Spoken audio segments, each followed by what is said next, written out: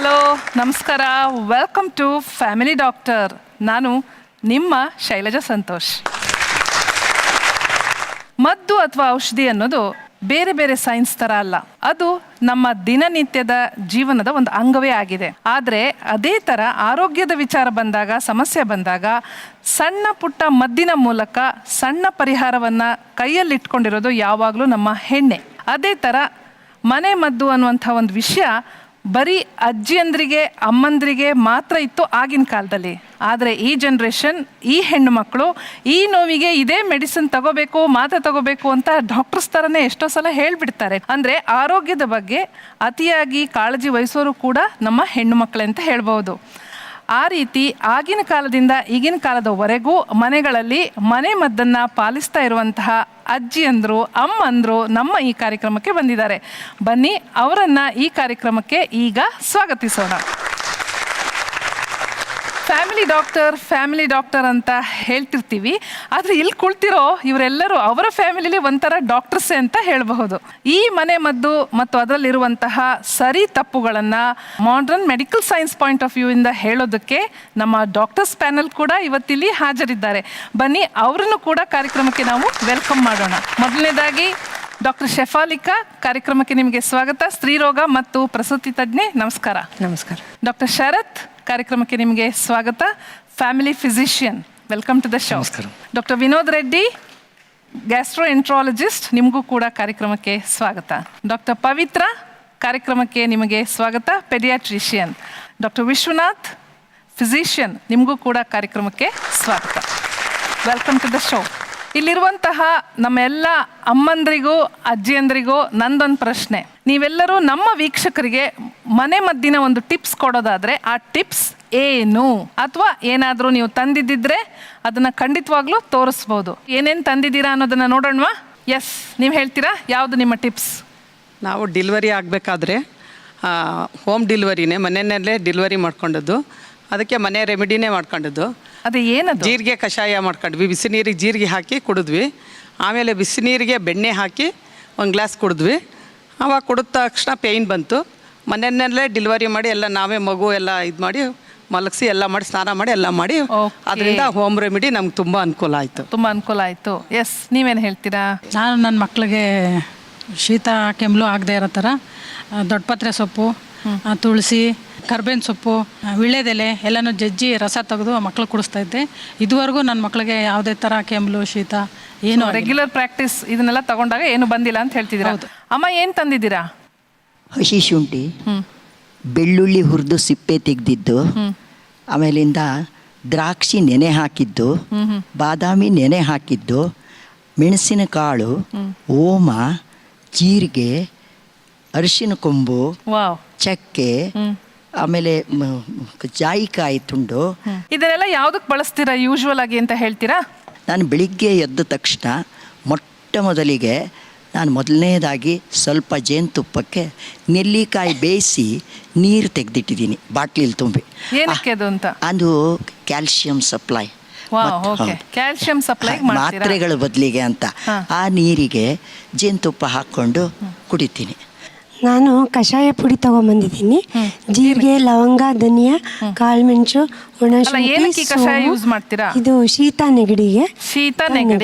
ಶೀತ ನೆಗಡಿಗೆ ಒಂದು ಕಷಾಯ ಪುಡಿ ರಾಮಬಾಣ ಅಂತ ತಂದಿದ್ದಾರೆ. ಬಿಪಿಗೆ ಕರಿಬೇವಿನ ಸೊಪ್ಪು ದಿವಸ ಒಂದೊಂದು 10 ಎಲೆ, ಒಂದು ಎಲೆಗದ್ದು ಎಲೆ, ಇನ್ಸುಲಿನ್ ಲೀವ್ಸ್ ಬರ್ತಲ್ಲ, ದಿನ ತಿಂದ್ರೆ ಖಂಡಿತ ಕಡಿಮೆ ಆಗುತ್ತೆ. ನಾನು ತಿಂದು ನೋಡಿ ಕಡಿಮೆ ಆಗಿದೆ. ಎಸ್, ನೀವೇನು ಹೇಳ್ತೀರಾ? ಪಿತ್ತ ಆದ್ರೆ ಮೈ ಮೇಲೆಲ್ಲ ಗಾದ್ರೆ ಬರುತ್ತೆ, ಅದು ಕಮ್ಮಿ ಆಗೋದಕ್ಕೆ ಕಾಳು ಮೆಣಸಿನ ಪುಡಿ, ಆಮೇಲೆ ತುಪ್ಪ ಅದಕ್ಕೆ ಮಿಕ್ಸ್ ಮಾಡಿ ಕೊಟ್ರೆ ಕಮ್ಮಿ ಆಗುತ್ತೆ. ನನ್ನ ಮಕ್ಕಳಿಗೆ ನಾನು ಅದೇ ಕೊಡ್ತೀನಿ. ಅದನ್ನೇ ಕೊಡ್ತೀರಾ? ಎಸ್, ಇವ್ರ ಹತ್ರ ಪಿತ್ತಕ್ಕೆ ರಾಮಬಾಣ ಇದೆಯಂತೆ. ಸೊ ಪಿತ್ತಕ್ಕೆ ಅವರು ಸಾಕಷ್ಟು ರೆಮಿಡಿ ಕೊಡುವಂತಹ ಐಟಮ್ಸ್ ಕಾಳುಮೆಣಸು, ತುಪ್ಪ, ಶುಂಠಿ, ಬೆಲ್ಲ ಮತ್ತು ಬೆಳ್ಳುಳ್ಳಿ ಓಕೆ ತಂದಿದ್ದೀರಾ. ನಿಮ್ಮದು ಏನದು? ಮಕ್ಕಳಿಗೆ, ಎಳೆ ಮಕ್ಕಳಿಗೆ 11ನೇ ದಿವಸದಿಂದ ತೇದು ಹಾಕ್ತೀವಿ. ಯಾವುದೇ ಕೆಮ್ಮು, ನೆಗಡಿ ಮತ್ತು ಜೀರ್ಣಕ್ರಿಯೆ ಆಗೋದಕ್ಕೆ, ಮತ್ತು ಮೈ ತಂಪಿರುತ್ತೆ, ಉಷ್ಣ ಆಗದೆ ಇರಲಿ ಅಂತೇಳ್ಬಿಟ್ಟು ಎಲ್ಲ ತೇದು ಹಾಕೋ ಮೆಡಿಸನ್ಸ್ ತಂದಿದ್ದೀನಿ. ಏನದು ಅಂತ ಹೇಳಿ? ಜಾಕಾಯಿ, ಪರಂಗಿ ಚಕ್ಕೆ, ಬಾದಾಮಿ, ಖರ್ಜೂರದ ಬೀಜ, ಮತ್ತು ಕೊಡಿ. ಬಜೆ. ಓ ತುಂಬಾ ಎಲ್ಲ ಐಟಮ್ಸ್ ಇದೆ, ಇದೆ ಈ ತುಂಬಾ ಚಿಕ್ಕ items. ಪುಟಾಣಿ ಡಬ್ಬದಲ್ಲಿ. ವಾವ್, ಎಷ್ಟೊಂದು ಐಟಮ್ಸ್ ಇದೆ ಅಂದರೆ ಸುಮಾರು ಐಟಮ್ಸ್ ನಾನು ಕೇಳೇ ಇಲ್ಲ ಲೈಫಲ್ಲಿ. ಇದನ್ನು ಹೇಗೆ ಮಾಡ್ತೀರಾ ನೀವು? ಮನೆಯಲ್ಲೇ ಸಿಗೋವಂಥ ವಸ್ತುಗಳು. ನಾವು ತಾಯಿ ಹಾಲು ತೊಗೊಂಡು, ಒಂದು ಒಳ್ಳೆ ತಾಯಿ ಹಾಲು ತೊಗೊಂಡು ಅದನ್ನು ಕಲ್ಲಲ್ಲಿ, ಸಾನೆ ಕಲ್ಲಲ್ಲಿ ಹಾಕಿ ಎಲ್ಲ ಒಂದೊಂದು ಸುತ್ತೀವಿ. ಸುತ್ತಬಿಟ್ಟು ಒಂದು ದಿವಸ ಬಿಟ್ಟು ಒಂದು ದಿವಸ ಹಾಕ್ತೀವಿ ಮಗುಗೆ. ನಾನು ಹಲ್ಲು ನೋವಿಗೆ ಬಟ್ಲಡಿಕೆ, ಆಮೇಲೆ ಸೀಬೆಕಾಯಿ ಎಲೆ, ಲವಂಗ, ಅರಿಶಿನ, ಉಪ್ಪು ಎಲ್ಲ ಹಾಕಿ ಕಷಾಯ, ಅದನ್ನ ಬಾಯಿ ಮುಕ್ಕಳಿಸಿದ್ರೆ ಹಲ್ಲು ನೋವು ಹೋಗುತ್ತೆ. ಮತ್ತೆ ಹಲ್ಲು ನೋವು ಇಲ್ಲದೆ ಇದ್ರು ಸುಮ್ಮನೆ ಹಾಗೆ ಬಾಯಿ ಇದು ಮಾಡಿದ್ರು ಒಸಡು ಗಟ್ಟಿ ಆಗುತ್ತೆ. ಮಕ್ಕಳಿಗೆ ಹೊಟ್ಟೆ ನೋವಾದರೆ ಬಜೆಯನ್ನು ಸುಟ್ಟುಬಿಟ್ಟು ಹೊಕ್ಕಳು ಸುತ್ತ ತಾಯಿ ಹಾಲಲ್ಲಿ ತೇದ್ಬಿಟ್ಟು ಬಜೆನ ಹಾಕ್ಕೊಡ್ತೀರಾ? ಓಕೆ. ಶುಗರ್ಗೆ ಮೆಂತ್ಯ ಒಂದು ಸ್ಪೂನ್ ಮೆಂತ್ಯನ ನೈಟ್ ನೆನೆ ಹಾಕ್ಬಿಡೋದು ನೀರಲ್ಲಿ. ಬೆಂಡೆಕಾಯಿ ಅದನ್ನು ಹೋಲ್ಡ್ ಮಾಡಿ ನೀರಲ್ಲಿ ನೆನೆಸ್ಬಿಡೋದು. ಬೆಳಗ್ಗೆ ಎದ್ಬಿಟ್ಟು ಬೆಂಡೆಕಾಯಿ ತೆಗೆದುಬಿಟ್ಟು ಆ ರಸ, ಮೆಂತ್ಯ ರಸ, ಮೆಂತ್ಯನೂ ಸಮೇತ ಕುಡಿಬೇಕು. ಇದನ್ನೇನು ಬೆಂಡೆಕಾಯಿ ಕುಡಿಬೇಕಾಗಿಲ್ಲ, ರಸ ಮಾತ್ರ ಕುಡಿಯೋದು. ರಸ ಮಾತ್ರ ಕುಡಿಯೋದು. ಮನೆ ಮದ್ದು ಸಣ್ಣ ಮಗುಗೆ ಶೀತ, ನೆಗಡಿ, ಕೆಮ್ಮು ಆ ಥರ ಇದ್ದರೆ ಚಿಕ್ಕ ಮಗುಗೆ ಸ್ವಲ್ಪ ಪ್ರಮಾಣದಲ್ಲಿ, ಸ್ವಲ್ಪ ದೊಡ್ಡ ಮಗು ಆದರೆ ಸ್ವಲ್ಪ ಜಾಸ್ತಿ ಪ್ರಮಾಣದಲ್ಲಿ ಉಪಯೋಗಿಸ್ಬೋದು. ಇದಕ್ಕೆ ದೊಡ್ಡ ಪತ್ರೆ, ವಿಳ್ಯೆದೆಲೆ, ಒಂದು ಸ್ವಲ್ಪ ಜೀರಿಗೆ, ಒಂದು ಚೂರು ಬೇಕಾದರೆ ಬೆಲ್ಲ, ಇಷ್ಟನ್ನು ಹಾಕಿ ಚೆನ್ನಾಗಿ ಕುಟ್ಟಿ ರಸನ ಮಗು ಕುಡಿಸಿದ್ರೆ ಕಫ ಕರಗುತ್ತೆ. ನಾನು ಈ ಹೆಣ್ಮಕ್ಳಿಗೆ ಇವಾಗ ಮೆನೋಪಾಸ್ ಟೈಮ್ನಲ್ಲಿ ಸ್ವಲ್ಪ ಯೂರಿನ್ ಇನ್ಫೆಕ್ಷನ್ ಅಂತ ಆಗುತ್ತೆ. ಅದಕ್ಕೋಸ್ಕರ ಈ ಮನೆ ಔಷಧಿನ ತಂದಿದ್ದೀನಿ. ಇದು ಕಾಮಕಸ್ತೂರಿ. ಇದ್ರ ದೇಹ ತಂಪು ಮಾಡುತ್ತೆ. ಇದನ್ನ ಎಳ್ನೀರಿಗೆ ಹಾಕ್ಕೊಂಡು ಕುಡಿಯೋದ್ರಿಂದ ತುಂಬ ರಾತ್ರಿ ಇಡೀ ನೆನೆಸಿದಾಗ ದಪ್ಪ ಆಗುತ್ತೆ. ನಾನು ಮಕ್ಕಳಿಗೆ ಲಾಲಿಪಾಪ್ ಥರ ಮಾಡ್ಕೊಂಡು ಬಂದಿದ್ದೀನಿ. ಹುಣಸೆ ಹಣ್ಣು, ಜೀರಿಗೆ ಎಲ್ಲ ಯಾವ ಸಮಸ್ಯೆಗೆ ಅದು ಮಕ್ಕಳಿಗೆ? ಅದು ಹೊಟ್ಟೆ ನೋವು ತುಂಬ ದಣದ್ಕೊಂಡು ಬಂದಾಗ ಅವ್ರಿಗೆ ಸುಸ್ತಾಗಿರುತ್ತೆ. ಆ ಟೈಮಲ್ಲೆಲ್ಲ ಅದನ್ನ ಒಂದು ಸ್ವಲ್ಪ ಚೀಪದ್ರೆ ಒಂಥರ ಶಕ್ತಿ ಬಂದಾಗ ಕೊಡ್ತೀರಾ? ಹುಣಸೆ ಹಣ್ಣು, ಜೀರಿಗೆ, ಬೆಲ್ಲ ಹಾಕಿ ಕೊಟ್ಟು ಲಾಲಿಪಾಪ್ ಥರ ಮಾಡಿ ಚಿಕ್ಕ ಮಕ್ಕಳಿಂದ ಅದನ್ನು ಇಟ್ಕೊಂಡಿದ್ವಿ.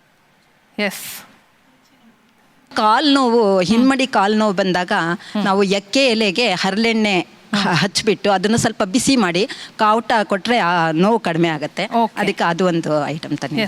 ಸ್ಟೋನ್ ಆಗ್ತದಲ್ಲ ಇದರಲ್ಲಿ ಕಿಡ್ನಿನಲ್ಲಿ, ಅದಕ್ಕೆ ಇದು ಬಾಳೆದಿಂಡು ಇದನ್ನು ಕಟ್ ಮಾಡಿ ರಸ ತೆಗೆದು ಜ್ಯೂಸ್ ಮಾಡಿ ಅದಕ್ಕೆ ಸ್ವಲ್ಪ ಜೀರಿಗೆ ಸಹ ಹಾಕ್ಕೊಂಡು ಜ್ಯೂಸ್ ಮಾಡಿ ದಿನಾ ಬೆಳಿಗ್ಗೆ ಕುಡಿಬೇಕು. ಹೌದು. ಎಷ್ಟು ದಿನ ಕುಡಿಬೇಕು? ಸುಮಾರು ಒಂದು ವಾರ, ಒಂದು 15 ದಿನ ಕುಡಿದ್ರೆ ಸ್ವಲ್ಪ ಕಡಿಮೆ ಆಗುತ್ತೆ.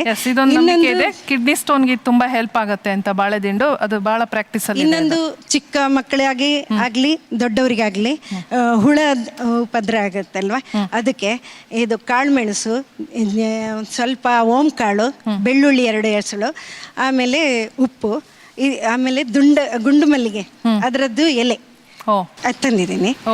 ಅದರದ್ದು ಜ್ಯೂಸು ಮಾಡಿ ತಂದಿದ್ದೀನಿ. ಅದನ್ನು ಹಿಂದಿನ ದಿನ ಜಜ್ಜಿಬಿಟ್ಟು ಅದಕ್ಕೆ ಒಂದು ಡಬ್ಬದಲ್ಲಿ ಮಜ್ಜಿಗೆ ಹಾಕಿ ಇಡಬೇಕು. ಬೆಳಗ್ಗೆ ಸೋಸ್ಬಿಟ್ಟು ಕುಡಿದ್ರೆ ಜಂತು ಹುಳ, ಆಮೇಲೆ ಮೋಷನ್ ಮಾಡುವ ಜಾಗದಲ್ಲೆಲ್ಲ ತುರಿಕೆ ಎಲ್ಲ ಬರ್ತದಲ್ಲ, ಕುತ್ತುದು ಅಂತ ಹೇಳ್ತಾರೆ, ಅದು ಎಲ್ಲ ಕಡಿಮೆ ಆಗತ್ತೆ. ಸಣ್ಣ ಪಾಪುಗೆ ತುಂಬಾ ಬೇದಿಯಾದರೆ ಈ ಬಜೆ ಇದೆಯಲ್ಲ, ಅದನ್ನು ಕಲ್ಲಿನಲ್ಲಿ ತೆಗೆದು ಅದನ್ನು ಹಾಲಿನಲ್ಲಿ ಸೇರಿಸಿ ಮಗುವಿಗೆ ಕುಡಿಸಿದರೆ ಉಪಶಮನವಾಗುತ್ತದೆ. ಚಿಕ್ಕ ಮಕ್ಕಳು ತುಂಬ ಅಳ್ತಾ ಇದ್ದರೆ ಎಣ್ಣೆ ಹಚ್ಚಿಬಿಟ್ಟು ದೀಪದ ಎಣ್ಣೆ ಅಂಟಿಸಿ ಬಾಳೆ ಎಲೆ ಇದೆ, ವೀಳ್ಯದೆಲೆ, ಅದನ್ನು ಬಿಸಿ ಮಾಡಿ ಒಕ್ಕಳ ಹತ್ರ ಇಟ್ಟರೆ ಉಪಶಮನ ಆಗುತ್ತೆ ಹೊಟ್ಟೆ ನೋವು. ಇದು ಡೆಲಿವರಿ ಆದಾಗ ಕಾಳು ಜೀರಿಗೆ ಅಂತ ಇರುತ್ತೆ, ಅದನ್ನು ಬಿಸಿ ನೀರು ಮಾಡಿ ಅವ್ರಿಗೆ ಕೊಟ್ಟಿದ್ದಾರೆ. ಅದು ತುರಿಕೆ ಅಥವಾ ನೆವೆ ನಂಜು ಅಂತಿರುತ್ತೆ, ಅದೆಲ್ಲ ವಾಸಿ ಆಗುತ್ತೆ. ಲಿಂಬೆ ಹಣ್ಣಿನ ಸಿಪ್ಪೆಯನ್ನು ಸುಟ್ಬಿಟ್ಟು ಅದು ಜೇನುತುಪ್ಪದಲ್ಲಿ ಕೊಟ್ಟರೆ ಮಕ್ಕಳಿಗೆ ಕೆಮ್ಮು ಕಫ ಎಲ್ಲ ಕಮ್ಮಿ ಆಗುತ್ತೆ. ನಾವು ಶುಗರ್ಗೆ ಮತ್ತು ಜಾಯಿಂಟ್ ಪೇನ್ಗೆ ಮೆಂತ್ಯ ಕಾಳು ಮೊಳಕೆ ಬರೆಸ್ಬಿಟ್ಟು ಕೋಸಂಬರಿ ಥರ ಮಾಡಿ ಅದನ್ನು ನಾನು ಒಂದಲ್ಗ ಸೊಪ್ಪು ತೊಗೊಂಬಂದಿದ್ದೀನಿ. ಇದು ಮಕ್ಕಳಿಗೆ ತುಂಬ ನೆನಪಿನ ಶಕ್ತಿ ತುಂಬ ಜಾಸ್ತಿ ಮಾಡುತ್ತೆ. ಮಕ್ಕಳು ದೊಡ್ಡವರು ಅಂತಲ್ಲ, ಎಲ್ಲರೂ ಅಷ್ಟೇ ಇದನ್ನು ಯಾವ ಥರ ಬೇಕಾದರೂ ಕೊಡ್ಬೋದು. ಮತ್ತು ದೊಡ್ಡಪತ್ರೆ ತಂದಿದ್ದೀನಿ, ಇದು ಇನ್ಫೆಕ್ಷನ್, ಅಲರ್ಜಿ ಆ ಥರ ಏನಾದರೂ ಆದರೆ ಯೂಸ್ ಮಾಡ್ಬೋದು. ಗಣಕೆ ಸೊಪ್ಪು ತಂದಿದ್ದೀನಿ, ಇದನ್ನು ಹಾಗೆ ರಸನಾದರೂ ತೆಗಿಬೋದು, ಅಥವಾ ಇದನ್ನು ಸಾಂಬಾರ್ಗಾಗಿ ಡೈರೆಕ್ಟ್ ಮಕ್ಳಿಗೆ ಯೂಸ್ ಮಾಡಿದ್ರೆ ಕಫ, ಶೀತ, ಕೆಮ್ಮು ಆ ಥರ ಇದ್ರೆ ಹೋಗುತ್ತೆ. ಸೊ ಅಜ್ಜಿ ಮದ್ದನ್ನು ಎಷ್ಟೊಂದು ಒಪ್ಕೊಳಕ್ಕೆ ಏನ್ ಕಾರಣ? ನೀವು ತುಂಬಾ ನಾನು ತುಂಬಾ ಉಪಯೋಗಿಸ್ತೀನಿ. ಹೆಂಗಿದ್ದೀರಲ್ಲ, ನಾನು ತುಂಬಾ ಉಪಯೋಗಿಸ್ತೀನಿ ನನ್ನ ಮಕ್ಕಳಿಗೆ. ಸಡನ್ ಆಗಿ ಹಾಸ್ಪಿಟಲ್ ಬೆನಿಫಿಟ್ಸ್ ನೋಡಿದ್ದೀರಾ? ಎಲ್ಲದ್ರದ್ದು ಬೆನಿಫಿಟ್ಸು ನೋಡಿದ್ದೀನಿ.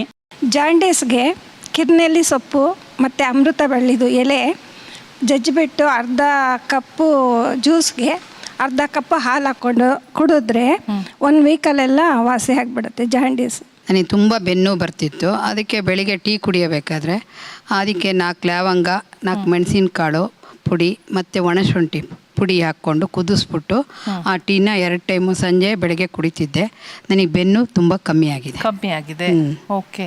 ಮಂಡಿ ನೋವಿಗೆ ಎಣ್ಣೆ ತಯಾರಿಸಿದ್ದೀವಿ. ನೀವೇ ತಯಾರಿಸಿದ್ದೀರಾ? ಮನೆಯಲ್ಲೇ ಮಾಡೋದು. ಅದಕ್ಕೆ ಹಿಪ್ಪಳಿ, ಆಮೇಲೆ ಎಳ್ಳೆಣ್ಣೆ, ಸಾಸಿವೆ ಎಣ್ಣೆ, ಹೊಂಗೆ ಎಣ್ಣೆ ಪ್ರಮಾಣದಲ್ಲಿ ಹಾಕ್ಬಿಟ್ಟು ಅದಕ್ಕೆ ಅಷ್ಟೇ ಪಚ್ಚಕರ್ಪೂರ, ಆಮೇಲೆ ನೀಲಗಿರಿ ತೈಲ ಎಲ್ಲ ಸಮವಾಗಿ ಹಾಕಿ ಕುದಿಸ್ಬಿಟ್ಟು ಅದನ್ನು ರಾತ್ರಿ ಅಥವಾ ಬೆಳಗ್ಗೆನೋ ಹಚ್ಕೊಂಡು ಅರ್ಧ ಗಂಟೆ ಬಿಟ್ಕೊಂಡು ನಡೆದ್ರೆ ನೋವು ಕಮ್ಮಿ ಆಗುತ್ತೆ. ಆಮೇಲೆ ಇನ್ನೊಂದು ಲೂಸ್ ಮೋಷನ್ಗೆ ಗಸಗಸೆ ಹುರಿದ್ಬಿಟ್ಟು ತುಪ್ಪ ಆಮೇಲೆ ಸಕ್ಕರೆ ಹಾಕ್ಕೊಂಡು ತಿಂದರೆ ತಕ್ಷಣ ಕಮ್ಮಿ ಆಗುತ್ತೆ. ಮೈಯಲ್ಲೆಲ್ಲ ಕಪ್ಪು ಕಪ್ಪು ಮಚ್ಚೆಗಳಾದರೆ ಅದಕ್ಕೆ ಅಲೋವೆರಾ ಮತ್ತು ಇದು ಮುಲ್ತಾನಿ ಮಿಟ್ಟಿ ಮತ್ತು ರೋಸ್ ಪೆಟಲ್ಸ್ ಮತ್ತು ಪಚ್ಚಕರ್ಪೂರ 4 ಗ್ರೈಂಡ್ ಮಾಡಿ ಹಚ್ಚಿದರೆ ಪೂರ್ತಿ ಹೊರಟಾಗೈತೆ. ನನಗೆ ಕ್ಲೀನಾಗಿ ಹೊರಟೋಯ್ತು. ಈಗ ಮಕ್ಕಳಿಗೆ ಬೆಳಗ್ಗೆ ಅರ್ಲಿ ಸ್ಕೂಲ್ ಇರುತ್ತೆ, running nose very common. So ಅದಕ್ಕೆ ನಾನೇನು ಮಾಡ್ತೀನಿ ನನ್ನ ಮಕ್ಕಳಿಗೆ ಅಂದರೆ, ಇಂದಿನ ದಿವಸ ಸ್ಕೂಲಿಂದ ಬಂದ ತಕ್ಷಣ ಬಿಸಿ ಕೊಬ್ಬರಿ ಎಣ್ಣೆಗೆ ಅದಕ್ಕೆ ಒಂಚೂರು ಬೆಳ್ಳುಳ್ಳಿ ಜಜ್ಜಿಬಿಟ್ಟು ಒಂಚೂರು ಕರ್ಪೂರ ಹಾಕ್ಬಿಡ್ತೀನಿ. ಸ್ವಲ್ಪ ಬೆಚ್ಚಗಿರೋದನ್ನ ನೆತ್ತಿ ಮೇಲೆ ಇಟ್ಬಿಟ್ಟು ಸ್ವಲ್ಪ ಮಸಾಜ್ ಮಾಡ್ತೀನಿ. ರನ್ನಿಂಗ್ ನೋಸ್ ನಿಂತೋಗುತ್ತೆ. ಲೋ ಬಿ ಪಿ ಬಂದವ್ರಿಗೆ ಬಂದು ದೂದ್ವೆಲೆ ಅಂತೇಳಿ ಒಂದು ಎಲೆ ಬರುತ್ತೆ, ಅದು ಮತ್ತು ಆಲದ ಮರದ ಬೇರು, ಅರಳಿ ಮರದ ಬೇರು, ಇದು 3 ಹಾಕಿ ಚೆನ್ನಾಗಿ ಕುದಿಸಿ ಡೈಲಿ ಮಾರ್ನಿಂಗು 1 ಗ್ಲಾಸ್ ಇದು ತೊಗೊಂಡ್ರೆ, ಸೇಮ್ ಇದು ತೊಗೊಂಡ್ರೆ ಬ್ಲಡ್ ಇದರಲ್ಲಿ ಹಿಮೋಗ್ಲೋಬಿನ್ ಅಂಶ ಜಾಸ್ತಿ ಆಗುತ್ತೆ. ಮತ್ತು ಥ್ರೋಟ್ ಇನ್ಫೆಕ್ಷನ್, ಇದು ಕೆಮ್ಮು ಈ ಥರ ಏನಾರು ಇದು ಬಂದರೆ ಇಮಿಡಿಯೇಟಾಗಿ ಮಾರ್ನಿಂಗು ಇದು ಬರುತ್ತೆ. ಡ್ರೈ ಕಾಫಿ ಇದು ಬಂದಾಗ ಒಳಗಡೆ ಕಿರ್ನಾಲ್ಗೆ ಇದು ಅಂತ ಹೇಳ್ತಾರಲ್ಲ, ಆ ಥರ ಏನಾದ್ರು ಇಟ್ಕೊಂಡಾಗ ಇಲ್ಲಿ ಮೇಲೆ ಇದು ಸುಳಿ ಬರುತ್ತೆ, ಈ ತಲೆನಲ್ಲಿ ಸುಳಿ ಬರುತ್ತೆ. ಆ ಸುಳಿನಲ್ಲಿ ಹೀಗೆ ಸ್ಲಿಪ್ ಮಾಡಿದ್ರೆ ನೆಟ್ಗೆ ಥರ ಇದು ಬರುತ್ತೆ. ಆ ಥರ ಅರ್ಲಿ ಮಾರ್ನಿಂಗ್ ಆ ಥರ ಒಂದು 3 ಡೇಸ್ ಆ ಥರ ಇದು ಮಾಡಿದ್ರೆ ಇಮಿಡಿಯೇಟಾಗಿ ಕೆಮ್ಮು ಕ್ಯೂರ್ ಆಗುತ್ತೆ. ನೋಡಿದ್ರಲ್ಲ, ಇಲ್ಲಿರುವಂಥ ಎಲ್ಲ ಅಮ್ಮಂದರು ಎಷ್ಟೊಂದು ಐಟಮ್ಸ್ ತಂದಿದ್ದಾರೆ, ಎಷ್ಟೊಂದು ಮದ್ದು ತಯಾರಿಸ್ತಾರೆ. ಮನೆಯಲ್ಲಿ ಎಲ್ಲನೂ ಸಿಕ್ಕುತ್ತೆ ಅಂತ ಕೂಡ ಹೇಳಿದ್ರು. ಅವರೇ ಅದನ್ನು ಪ್ರಿಪೇರ್ ಕೂಡ ಮಾಡ್ತಾರೆ. ಇದು ಸರಿ ಅಥವಾ ಇದು ಸರಿ ಅಲ್ಲ ಅಂತ ನಿಮ್ಮ ಅಭಿಪ್ರಾಯ, ನಿಮ್ಮ ಎಕ್ಸ್ಪರ್ಟ್ ಅಡ್ವೈಸ್ ಏನು? ಎಕ್ಸ್ಪರ್ಟ್ ಅಡ್ವೈಸ್ ಅಂದರೆ, ಇಷ್ಟು ಜನ ಎಷ್ಟೊಂದು ಥರದ್ದು ಟೇಬಲ್ ತುಂಬಿಸ್ಬಿಟ್ಟಿದ್ದಾರೆ, ಆದರೆ ಅಂಟಿನುಂಡಿ ಅಂತ ನೀವು ಕೇಳಿರ್ಬೇಕಲ್ಲ, ಅದನ್ನ ಯಾರು ತಂದಿಲ್ಲ. ಆಮೇಲೆ ಬಾಣಂತಿಲೆ ಆಳವಿ ಥರದ್ದು ಅದನ್ನು ಯಾರು ತಂದಿಲ್ಲ.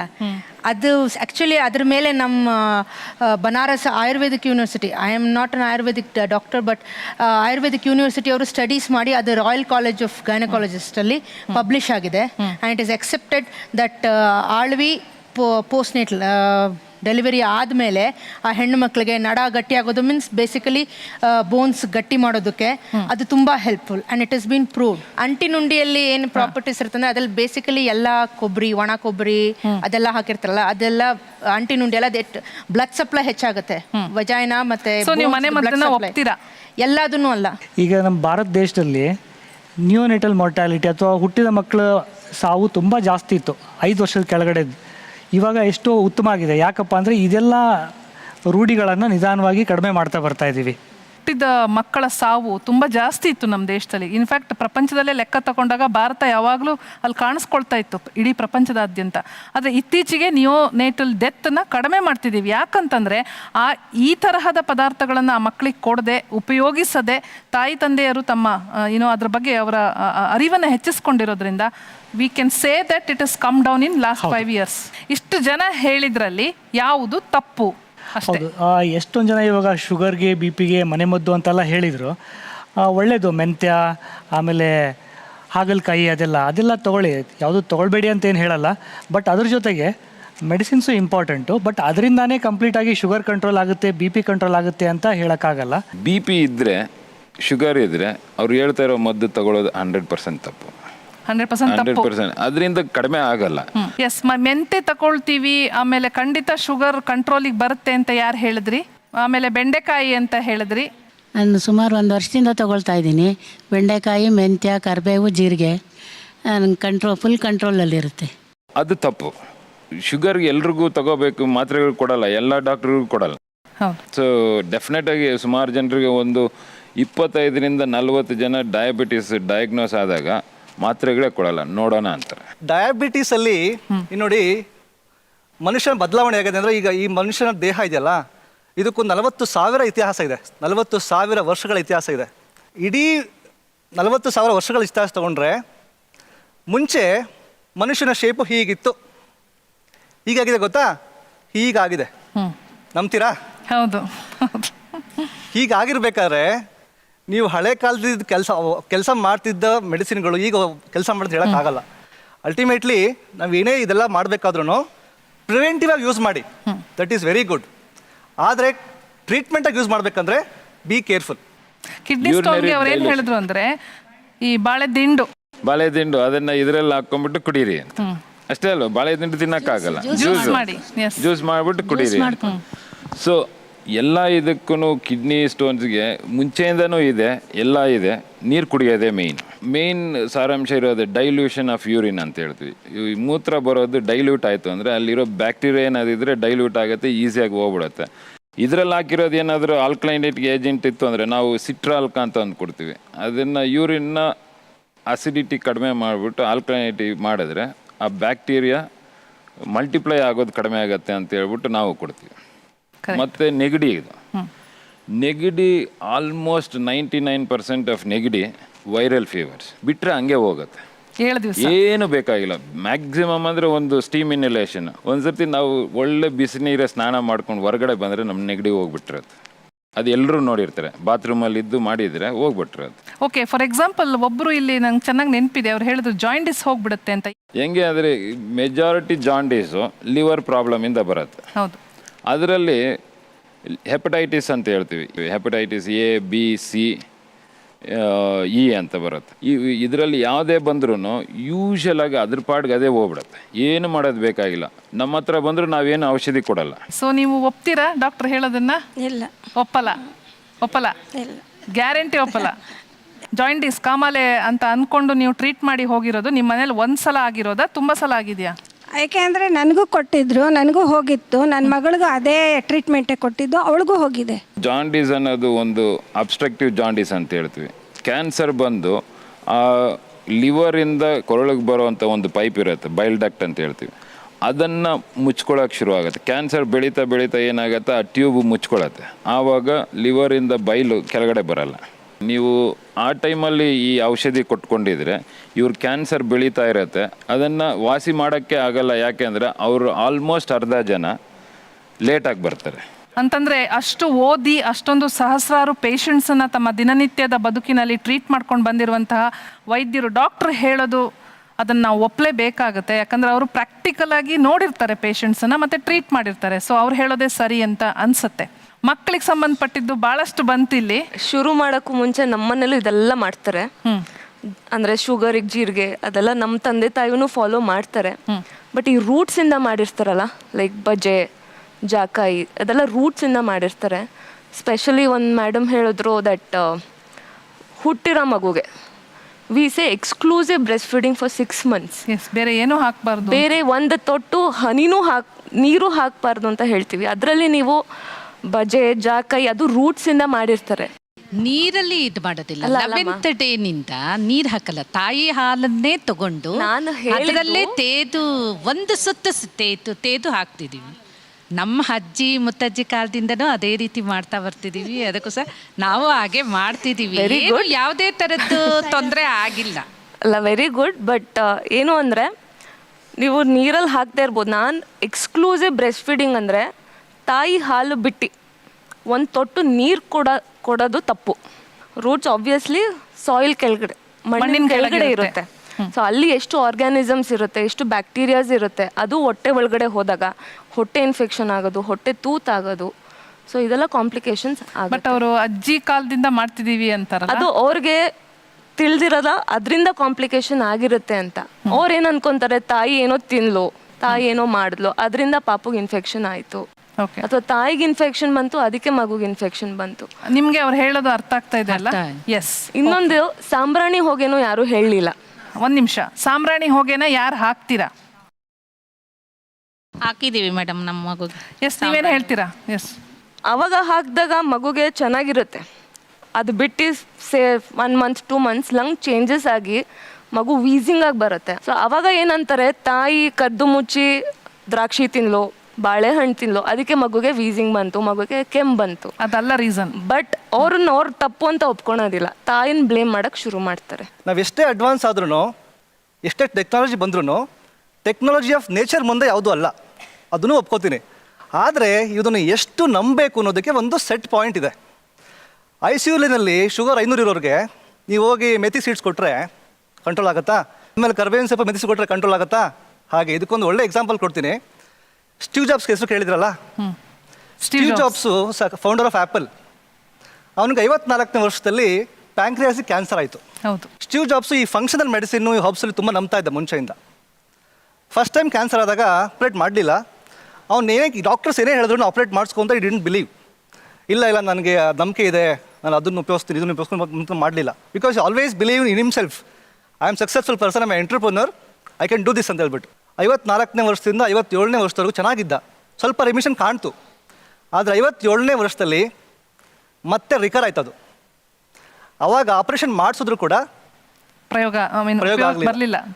ಯಾವುದನ್ನ ಎಷ್ಟು ನಂಬಬೇಕು ಅನ್ನೋದಕ್ಕೆ ಒಂದು ಸೆಟ್ ಪಾಯಿಂಟ್ ಇರಬೇಕು. ಆದರೆ there are some people, like ಒಬ್ಬರು ಮೆಡಿಸಿನಲ್ಲಿ ನೋಬೆಲ್ ಪ್ರೈಸ್ ತಗೊಂಡಂತಹ ವ್ಯಕ್ತಿ TUU, ಅವರು ಟ್ರೆಡಿಷನಲ್ ಮೆಡಿಸಿನನ್ನು ಭಾಳ ಪ್ರಮೋಟ್ ಮಾಡ್ತಾರೆ, ಫಾಲೋನು ಮಾಡ್ತಾರೆ. ಅದಕ್ಕೇನಂತೀರಾ? ನಾನು ಮಾಡ್ತೀನಿ.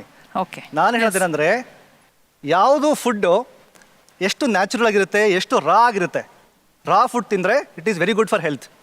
I believe in that. ಅಂತಂದರೆ ಚೈನೀಸ್ ಟ್ರೆಡಿಷನಲ್ ಮೆಡಿಸಿನ್ಗೆ ಒಂದು ನೋಬೆಲ್ ಪ್ರಶಸ್ತಿ ಬರುತ್ತೆ ಅಂದರೆ, ನಮ್ಮ ಭಾರತದಲ್ಲಿರುವಂತಹ ಈ ಅತಿ ಪುರಾತನವಾದಂತಹ ಮನೆ ಮದ್ದಿಗೂ ಕೂಡ ಒಂದಲ್ಲ ಒಂದಿನ ಖಂಡಿತ ಯಾವುದಾದ್ರೂ ದೊಡ್ಡ ಪ್ರಶಸ್ತಿ ಬರ್ಬೋದು, ನೋಬೆಲ್ ಬರ್ಬೋದು ಅನ್ಸುತ್ತೆ. ಖಂಡಿತ ಬರುತ್ತೆ. ನಾನು ಹೇಳಿದ್ನಲ್ಲ, 2016ರಲ್ಲಿ ಆಟೋಫೇಜಿ ಅಂತ ಒಂದು ಮೆಕ್ಯಾನಿಸಮ್ ಇದೆ.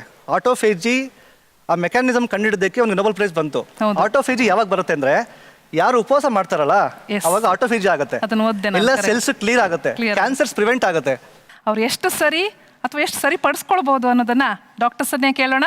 ಸಮ್ ಆಫ್ ದ ಥಿಂಗ್ಸ್ ಇಲ್ಲಿ ಇದರಲ್ಲಿ ಇವ್ರು ಇರೋದ್ರಲ್ಲಿ ಕೆಲವೊಂದು ನಿಮಗೆ ತಪ್ಪು ಅಂತ ಯಾವ್ದು ಅನ್ಸುತ್ತೆ? ಸ್ಪಷ್ಟವಾಗಿ ನೀವು ಹೇಳ್ಬೋದು ಅದನ್ನ.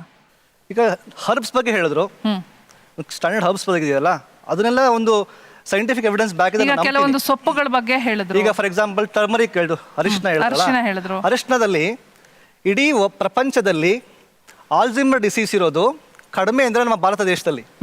ಯಾಕೆ ಅಂದರೆ ಅರಿಶಿನಲ್ಲಿರೋ ಒಂದು ಕೆಮಿಕಲ್ಲು, ಒಂದು ಕಂಟೆಂಟು ಆಲ್ಝೈಮರ್ ಡಿಸೀಸ್ನ ಪ್ರಿವೆಂಟ್ ಮಾಡುತ್ತೆ. ಅಮೆರಿಕನ್ಸು ಅದನ್ನ ಜಾಸ್ತಿ ಉಪಯೋಗಿಸಲ್ಲ, ಅದಕ್ಕೆ ಆಲ್ಝೈಮರ್ ಡಿಸೀಸ್ ಜಾಸ್ತಿ. ಎವಿಡೆನ್ಸ್ ಬೇಸ್ಡ್ ಫ್ಯಾಕ್ಟ್ಸ್ ಇದೆ, ಅದನ್ನ ನಾವು ನಂಬೋದು. ಅದು ಎಲ್ಲದನ್ನು ನಂಬೋದಕ್ಕೆ ನಾನು ತಯಾರಿಲ್ಲ. Please come here. ಈ ಟೇಬಲಲ್ಲಿ ನೀವು ಯಾವುದನ್ನ ತಗೋಬೋದು ಅಂತ ಹೇಳ್ತೀರಾ, ಯಾವುದು ಬೇಡ ಅಂತ? ಇದು ಜಾಸ್ತಿ ನಂಬ್ತೀರಾ? ಬೆಳ್ಳುಳ್ಳಿನ? ಓಕೆ. ಮತ್ತೆ ಇದು ಅರಿಶಿನ ನಂಬ್ತೀನಿ, ಶುಂಠಿ ನಂಬ್ತೀನಿ, ಶುಂಠಿಗೆ ತುಂಬಾ ಇದಿದೆ. ಜೀರಾ ಇದು ನಂಬ್ತೀನಿ, ಬಿಕಾಸ್ ಇದನ್ನ ನಾನು ನಮ್ಮ ಮನೆಗಳಲ್ಲಿ ಡಿಫ್ರೆಂಟ್ ಪರ್ಪಸ್ ಯೂಸ್ ಮಾಡ್ತಾ ಇದ್ವಿ. ನನಗೆ ಚಿಕ್ಕವನಿದ್ದಾಗ ತಲೆ ತಿರುಗ್ತಾ ಇತ್ತು ಒಂಥರ, ಪೊಸಿಷನ್ ವರ್ಟಿಗೋ ಅಂತ ಹೇಳಿ ನಮ್ಮಮ್ಮ ಜೀರಿಗೆ ಕಾಫಿ ಮಾಡ್ಕೊಡ್ತಾ ಇದ್ರು. ನಂಬಲ್ಲ ಅಂತ ಹೇಳಿ ಇದರಲ್ಲಿ honey as per the present nutrition science ಪ್ರಕಾರ ಇಟ್ ಇಸ್ ಒಂಥರ ಓವರ್ ರೇಟೆಡ್ ಆಕ್ಚುಲಿ. ಹನಿನಲ್ಲಿ ಇವರು ಮನೆ ಮದ್ದುಗಳು ಹೇಳ್ತಾರಲ್ಲ, ಅಷ್ಟೊಂದು ಶಕ್ತಿ ಏನಿಲ್ಲ. ವಿಶೇಷವಾಗಿ ಒಂದು ಕೋಕೋನಟ್ ಆಯಿಲು, ಅದಕ್ಕೊಂದಷ್ಟು ಬೇರು, ಲಾವಂಚ ಬೇರು, ಮತ್ತೆ ಮೆಂತೆ ಇದೆಯಾ? ಮೆಂತೆ ಇದೆ ಇದರಲ್ಲಿ. ಓಕೆ, ಕೋಕೋನಟ್ ಆಯಿಲ್ನ ನಂಬ್ತೀನಿ, ಮಿಕ್ಸ್ ಬಗ್ಗೆ ನಂಗೆ ಗೊತ್ತಿಲ್ಲ. ಎಸ್, ಪೆಡಿಯಾಟ್ರಿಷಿಯನ್ ಬರ್ತೀರಾ? ಬನ್ನಿ. ಯಾವ್ದನ್ನ ನೀವು ಒಪ್ಕೋತೀರಾ, ಯಾವ್ದು ಬೇಡ ಅಷ್ಟು ಹೇಳಿದ್ರೆ? ಮಕ್ಕಳಲ್ಲಿ ಯಾವುದು ಒಪ್ಕೊಳಲ್ಲ. ಈ ಲಾಲಿಪಾಪ್ ನಾನು ತಿಂತೀನಿ, ಬಟ್ ಇದ್ರ ಜೊತೆಗೆ ಸ್ವಲ್ಪ ಬೆಲ್ಲನೂ ಆ್ಯಡ್ ಮಾಡ್ತಾರೆ. ಇದನ್ನ ಕರಿಯೋದು ಕುಟ್ಟುಂಡಿ ಅಂತ ಕರೀತಾರೆ. ಕುಟ್ಬಿಟ್ಟು ಮಾಡೋದಕ್ಕೆ ಕುಟ್ಟುಂಡಿ ಅಂತ ಕರೀತಾರೆ. But it's more of chocolate ಥರ. ಅವ್ರು ಹೇಳಿದ್ರಲ್ಲ ಸುಸ್ತಾದಾಗ ಕೊಡ್ತೀವಿ ಅಂತ, ಆ್ಯಸ್ ಡಾಕ್ಟರ್ ಸೆಡ್ ಬೆಲ್ಲ ಎಲ್ಲ it is more of sugar. So ಯಾರೇ ಸಕ್ಕರೆ ತಗೊಂಡ್ರೆ ಸುಸ್ತಾಗಿರೋರು ಫಟ್ ಅಂತ ನಿಂತ್ಕೊಂತಾರೆ. Okay, so this even I like. ನೀವು ತಗೋಬಹುದು ಅದು. Yes, you can have it. Okay, ನೀವು ಯಾವ್ದನ್ನು ಒಪ್ಪಲ್ಲ ಅದನ್ನ ಹೇಳಿ. ಬಾಳೆಹಣ್ಣು ಸ್ಟೋನ್ಸ್ ಅಲ್ಲಿ ಬೇಡ ಅಂತೀವಿ, ಯಾಕೆಂದ್ರೆ it has more of potassium. So kidney injury ಜಾಸ್ತಿ ಆಗುತ್ತೆ ಪೊಟ್ಯಾಷಿಯಂ ಜಾಸ್ತಿ ತಗೊಂಡ್ರೆ. ಇನ್ ಎಲ್ಲಾರ್ಗು ನೆಗಡಿ ಬಂದೇ ಬರುತ್ತೆ. ಸರ್ ಹೇಳ್ದಂಗೆ 3-4 ದಿನದಲ್ಲಿ ಅತ್ಪಾಡಿಗೆ ವಾಸಿ ಆಗುತ್ತೆ. ಇದು ಇವರು 3 ದಿನ ಕೊಟ್ಟಿರ್ತಾರೆ. So it's just a coincidence. Okay, ಇನ್ನೊಬ್ರು ಹೇಳಿದ್ರು ಸುಳಿ ಬರುತ್ತೆ, ಸುಳಿ ತೆಗಿತೀನಿ. ನಾನು ನೋಡಿಲ್ಲ. I would wish to see that actually. ಬನ್ನಿ ಡಾಕ್ಟರ್ ರೆಡ್ಡಿ ಅವರು. ತುಂಬಾ ಇಂಪಾರ್ಟೆಂಟ್. ಹೊಟ್ಟೆಯ ಭಾಗ, ಕರುಳು, ಜೀರ್ಣಾಂಗ ಯಾವ್ದು ಇದರಲ್ಲಿ ಗುಡ್? ವಾರದಲ್ಲಿ ಇಲ್ಲಾಂದ್ರೆ ಒಂದು 15 ದಿವಸದ ಇದರಲ್ಲಿ ಇರೋದು ಎಲ್ಲ ತಿಂದಿರ್ತೀವಿ. ಯಾವುದು ಬೇರೆ ಯಾವುದೇ ಎಲೆ ತಿಂದಿರ್ತೀವೋ ಇಲ್ವೋ ಗೊತ್ತಿಲ್ಲ. ಸೊ ಇಂಥ ಇದರಲ್ಲಿ ಇವೆಲ್ಲ ನಾರ್ಮಲ್ ನ್ಯೂಟ್ರಿಷನ್, ಅಂದರೆ ತರಕಾರಿ, ಸೊಪ್ಪು ಮತ್ತು ಸ್ಪೈಸಸ್, ಇವೆಲ್ಲ ಸ್ಪೈಸಸ್ ಅಲ್ವಾ. ಕೆಲವು ಕಷಾಯದ ಪುಡಿಗಳಿದಾವೆ ಇಲ್ಲಿ. ಆ ಕಷಾಯದ ಪುಡಿಗಳೆಲ್ಲ ಮಾಡಿರೋ ಸ್ಪೈಸಸ್ ಅಲ್ಲ. ಜೀರಿಗೆ ಹಾಕಿರ್ತಾರೆ, ಮೆಣಸು ಹಾಕಿರ್ತಾರೆ, ಆ ಮೆಣಸು ಹಾಕಿರ್ತಾರೆ, ಬಿಳಿ ಮೆಣಸು ಹಾಕಿರ್ತಾರೆ, ಕಪ್ಪು ಮೆಣಸು ಹಾಕಿರ್ತಾರೆ. ಸೊ ಅವೆಲ್ಲ ನಾವು ಯಾವತ್ತೂ ತಿಂತೀವಿ, ದಿನ ತಿಂತೀವಿ. ಇದರಲ್ಲಿ ಏನು ಯಾವುದು ತಿನ್ನಬಾರ್ದು ಅಂತೇನಿಲ್ಲ. ಅದೇ ನೀವು ಬರೀ ಮೆಣಸಿನ ಪುಡಿ ಜಾಸ್ತಿ ತಿಂದರೆ ಗ್ಯಾಸ್ಟ್ರೈಟಿಸ್ ಆಗೇ ಆಗುತ್ತೆ. ಅದು ಬಿಟ್ಟರೆ ಅದನ್ನು ಜಾಸ್ತಿ ಬರೀ ಖಾರ ಎಲ್ಲ ಬರೋದು, ಬರೀ ಪೆಪ್ಪರ್ ಫ್ರೈ ಅಂತ ತಿಂತಾರಲ್ಲ, ಅದೊಂದು 2 ದಿನ ತಿನ್ನಲಿ, 4ನೇ ದಿವಸ 3ನೇ ದಿವಸದಿಂದ ಫುಲ್ ನಮ್ಮ ಹತ್ರ ಬರ್ತಾರೆ ಒಂದು ಏನಾದರೂ ಗ್ಯಾಸ್ಟ್ರಿಕ್. ಇಲ್ಲಾಂದ್ರೆ ಅವರೇ ಒಂದು ಈನೋನೋ ಯಾವುದಾದ್ರೂ ಒಂದು ಕಷಾಯ ಕುಡಿದು ಬಿಡ್ತಾರೆ. ಜೀರ್ಣ ಆಗೋದಕ್ಕೆ ಏನು ಅಂದರೆ ನಾವು ಕುಡಿದಾಗ ತಿಂದಾಗ ನಮ್ಮ ಹೊಟ್ಟೆ ಒಳಗಡೆ ಡೈಜೆಸ್ಟಿವ್ ಎನ್ಸೈಮ್ಸ್ ಅಂತ ಜೀರ್ಣ ಮಾಡೋವಂಥ ಸಾರಾಂಶ ಬರುತ್ತೆ. ಅದು ಕೆಲವು ಇದಕ್ಕೆ ನೀವು ತುಂಬ ಖಾರ ತಿಂದರೆ ತುಂಬ ಇದು ಬರುತ್ತೆ. ಯಾಕೆ ನಮಗೆ ಹೊಟ್ಟೆ ಉರಿ ಆಗುತ್ತೆ ಅಂದರೆ ಆಸಿಡಿಟಿ ಜಾಸ್ತಿ, ಆಸಿಡ್ ಪ್ರೊಡಕ್ಷನ್ ಜಾಸ್ತಿ ಆಗುತ್ತೆ. ಆ ಟೈಮಲ್ಲಿ ಹೊಟ್ಟೆ ಉರಿ ಆಗ್ಬೋದು. ಅದು ಬಿಟ್ಟರೆ ಇದೇ ಔಷಧಿ ಅಂತ ತಗೊಳ್ಳೋಂಗಿಲ್ಲ. ಇದೆಲ್ಲ ನಮ್ಮ ದಿನ ಊಟ ಮಾಡೋಂಥ ಪದಾರ್ಥಗಳು. Yes doctor, yes, thank you so much. ಇಲ್ಲಿರುವಂತಹ ಅನೇಕ ಪದಾರ್ಥಗಳು ಅಂತಂದರೆ ಇದರಲ್ಲಿ ಒಂದೆರಡನ್ನು ಬಿಟ್ಟು ಎಲ್ಲನೂ ಬಳಸಬಹುದು. ಆದರೆ ದಿನನಿತ್ಯದ ಆಹಾರದಲ್ಲಿ ನೀವು ಬಳಸಿ, ಆದರೆ ಆರೋಗ್ಯದಲ್ಲಿ ಏನಾದರೂ ದೊಡ್ಡ ಸಮಸ್ಯೆ ಬಂದಾಗ ಅಥವಾ ನಿಮಗೆ ಗೊತ್ತಾಗುತ್ತೆ ಏರ್ಪೇರ್ ಆಗ್ತಾ ಇದೆ ಅಂತಂದಾಗ ದಯವಿಟ್ಟು ನೀವು ವೈದ್ಯರ ಹತ್ರ ಹೋಗಿ ಅವ್ರ ಸಲಹೆ ತಗೊಳ್ಳೋದು ಒಳ್ಳೆಯದು. ಈ ಥರದ ಮನೆ ಮದ್ದುಗಳಿಂದ ಆಗುವಂತಹ ಡ್ಯಾಮೇಜಸ್ ಏನು? ಅದು ಇವಾಗ ಬಾಳೆದಿಂಡು ಕಿಡ್ನಿ ಸ್ಟೋನ್ಗೋಸ್ಕರ ತೊಗೊಳ್ತೀನಿ ಅಂತ ಹೇಳಿದರು. ಅದೇ ಅಕಸ್ಮಾತ್ತಾಗಿ ಕಿಡ್ನಿ ಸ್ಟೋನ್ ತುಂಬ ದೊಡ್ಡದಿತ್ತಪ್ಪ ಅಂತ ಹೇಳಿದರೆ ಇದೇನು ಕಲ್ಲು ಕರಗಿಸಲ್ಲ ಯಾವುದೇ ಕಾರಣಕ್ಕೂ. ಸೊ ಖಂಡಿತವಾಗಿ ಯೂಸ್ ಮಾಡ್ದೇನೆ ಸ್ಪೆಷಲಿಸ್ಟ್ ಹತ್ರ ಹೋಗಿ ತಿಳ್ಕೊಳ್ಳೋದೇ ಒಳ್ಳೆಯದು. ಶಫಾಲಿಕಾ, ನಿಮಗೆ ಬರುತ್ತೆ. ಈಗ ನೀವು ಇವ್ರು ಹೇಳಿರೋದನ್ನ ಬಿಟ್ಟು ನಿಮ್ಮ ಪ್ರಾಕ್ಟೀಸಲ್ಲಿ ಬೇರೆ ಏನಾದರೂ ಡ್ಯಾಮೇಜ್ ಆಗಿರೋದನ್ನ ನೋಡಿದ್ದೀರಾ? ಗರ್ಭಿಣಿ ಹೆಂಗಸರಿಗೆ ತಕ್ಕಂಗೆ ಜಾಸ್ತಿ ಏನು ಮಾತಾಡಿಲ್ಲ. ಆದರೆ ನನಗೆ ಪೇಷಂಟ್ಸ್ ಬಂದು ಮಾತಾಡೋದ್ರ ಮೇಲೆ ಏನು ಅಂದರೆ ಬಾಣಂತಿಗೆ ಅದನ್ನು ಕೊಡೋದಿಲ್ಲ, ನೀರು ಕೊಡೋದಿಲ್ಲ. ಬೇಸಿಕಲಿ ನೀರಂದರೆ ಅದು ಇಂಪಾರ್ಟೆಂಟ್. ಪಥ್ಯ ಇರಬೇಕು. ಬರೀ ಅನ್ನ ತಿನ್ಸೋದು ನೋಡಿದ್ದೀನಿ. ಬರೀ ಅನ್ನ without even curd or anything, ಹಾಲು, ಬರೀ ಅನ್ನ, ಕಾಳುಮೆಣಸು ಹಾಕಿದಂತಹ ಕಾಳುಮೆಣಸು, ಅದರಲ್ಲಿ ಏನೂ ಇರೋದಿಲ್ಲ. ಅನ್ನ ಇಸ್ ಓನ್ಲಿ ಕಾರ್ಬೋಹೈಡ್ರೇಟ್. ಅಲ್ಲ ನ್ಯೂಟ್ರಿಷನ್ ಎಲ್ಲಿ ಬರುತ್ತೆ? ಆ ತಾಯಿಗೆ ನ್ಯೂಟ್ರಿಷನ್ ಬರಲಿಲ್ಲ ಅಂದರೆ ಮಗುಗೆ ಹಾಲಲ್ಲಿ ಏನು ನ್ಯೂಟ್ರಿಷನ್ ಇರುತ್ತೆ? ಇದೆಲ್ಲ ಮಾಡೋದ್ರಿಂದ ಮಗು ನ್ಯೂಟ್ರಿಷನ್ನು ನಾವು ಎಫೆಕ್ಟ್ ಮಾಡ್ತಾಯಿದ್ದೀವಿ. ಆ್ಯಂಡ್ ಅಫ್ಕೋರ್ಸ್ ಮದರ್ಗೆ ಯೂರಿನ್ ಇನ್ಫೆಕ್ಷನ್ಸ್ ತುಂಬ ಬರ್ತಾರೆ. ಆಮೇಲೆ ಎಷ್ಟು UTI ರಿಸ್ಕ್ ಇರೋದು ಜಾಸ್ತಿ ಪೋಸ್ಟ್ ನೇಟ್ಲಲ್ಲಿ. ಬಿಕಾಸ್ ಅವ್ರಿಗೆ ಪಥ್ಯ ಅಂದು ನೀರು ಕೊಡಲಾರ್ದಂಗೆ, ಅದು ಕೊಡಲಾರ್ದಂಗೆ ತುಂಬ like I think it's a torture. ಆ ಥರ ಮಾಡಿ ಅದಕ್ಕೆ ಪಥ್ಯ ಎಷ್ಟುವರೆಗೂ ನಂಬಬೇಕೋ ಅದನ್ನು ನಂಬಬೇಕು. ಆದರೆ ನಿಮ್ಗೇನಾರ ಇದ್ದರೆ ಎಷ್ಟೊಂದು ಜನ ನನಗೆ ಬಂದು ಕೇಳ್ತಾರೆ, ಕೇಸರಿ ತಿಂದರೆ ಮಗು ಬೆಳ್ಳಗಾಗುತ್ತಾ ಅಂತ. ಅವಾಗ ನಾವು ಹೇಳ್ತೀವಿ ಅದರಿಂದ ಉಪಯೋಗ ಇಲ್ಲ, ಆದರೆ ಹಾನಿ ಇಲ್ಲ. ಹೊಂಬಾಳೆ ರಸ ಅದನ್ನು ಮಗು ಬೆಳ್ಳಗಾಗತ್ತೆ, ಓಕೆ ನಂಬಿ, ಪ್ರೂಫ್ ಇಲ್ಲ. ಅವಾಗ ನನಗೆ ಗೊತ್ತಿದ್ದನ್ನು ನನ್ನ ನಾಲೆಜ್ ಪ್ರಕಾರ ನಾನು ಹೇಳ್ಬೋದು, ಪ್ರೂಫ್ ಇಲ್ಲ but it is not dangerous.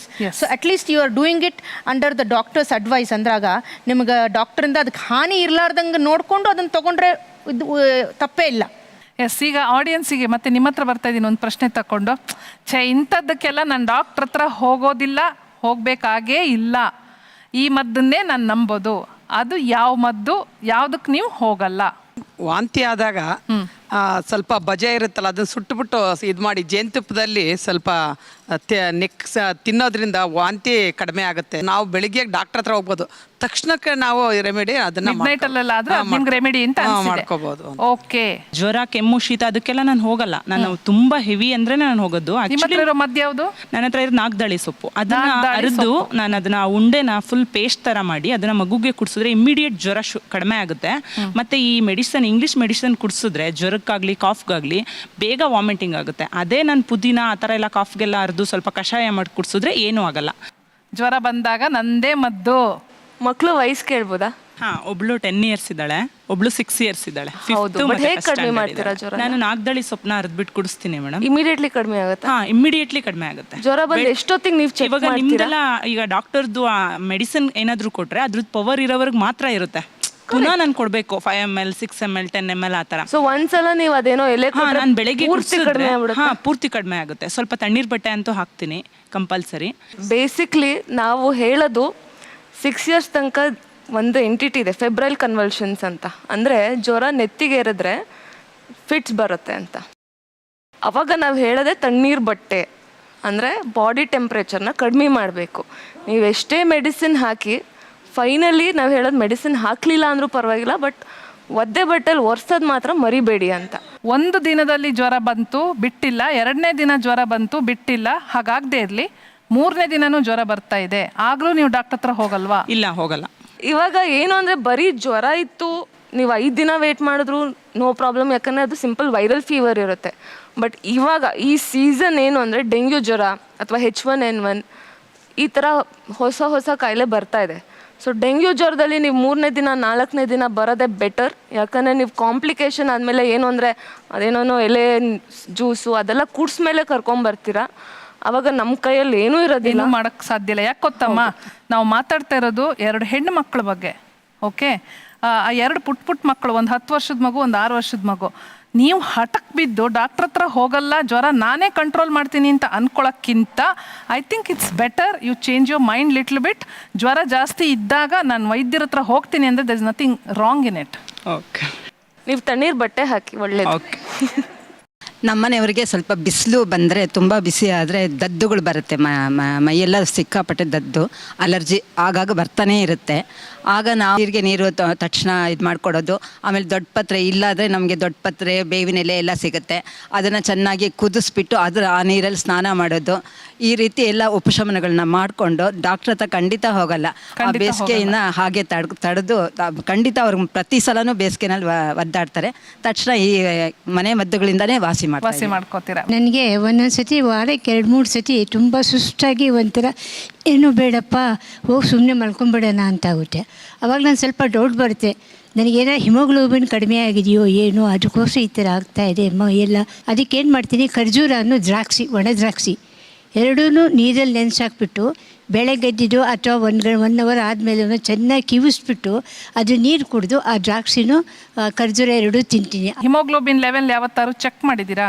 Check ಮಾಡಿದ್ದೀವಿ, ಒಂದೊಂದ್ಸತಿ ಆ ಥರ ಆಗೋಗ್ಬಿಡುತ್ತೆ ಮೇಡಮ್, ಕಡಿಮೆ ಆಗಿರುತ್ತೆ. ಇದನ್ನು ತಗೊಂಡ್ಮೇಲೆ ಡಾಕ್ಟರ್ ಹತ್ರ ಹೋಗಿಲ್ಲ, ಬಟ್ ನಾನೇ ಮಾಡ್ಕೊಂಡಿದ್ದೀನಿ ಅಂತ ಸುಸ್ತಾದ್ರೆ ಗೊತ್ತಾಗುತ್ತಲ್ಲ ಮೇಡಮ್ ನಮಗೆ. ಅಂದ್ರೆ ನೀವು ಸುಸ್ತು ನಿಶಕ್ತಿ ಆಗಿದ್ರು ಡಾಕ್ಟರ್ ಹತ್ರ ಹೋಗದೆ ಖರ್ಜೂರ ಒಣದ್ರಾಕ್ಷಿಲೆ ಗುಣ ಮಾಡ್ಕೊಂಡಿದ್ದೀರಾ? ಹೌದು ಮೇಡಮ್. ಅದು ವಾರಕ್ಕೆ 2 ಸಲ 2-3 ಸತಿ 2-3 ಸಲ. ನನಗಿಬ್ರು ಚಿಕ್ಕ ಮಕ್ಳಿದ್ದಾರೆ, ನಾವಂತೂ ಡಾಕ್ಟರ್ ಹತ್ರನೇ ಕರ್ಕೊಂಡು ಹೋಗಲ್ಲ. ಕೋಲ್ಡ್ ಆದಾಗ ಭಯ, ಏನಾದರೂ ನೆಬ್ಯುಲೈಸೇಷನ್ ಕೊಟ್ಬಿಡ್ತಾರಾ, ಆಮೇಲೆ ಆಂಟಿಬಯೋಟಿಕ್ಸ್ ಕೊಟ್ಬಿಡ್ತಾರಾ ಅಂತ ಭಯ. ಅದರಿಂದ ಇಮ್ಯುನಿಟಿ ಕಮ್ಮಿ ಆಗ್ಬಿಡುತ್ತೆ.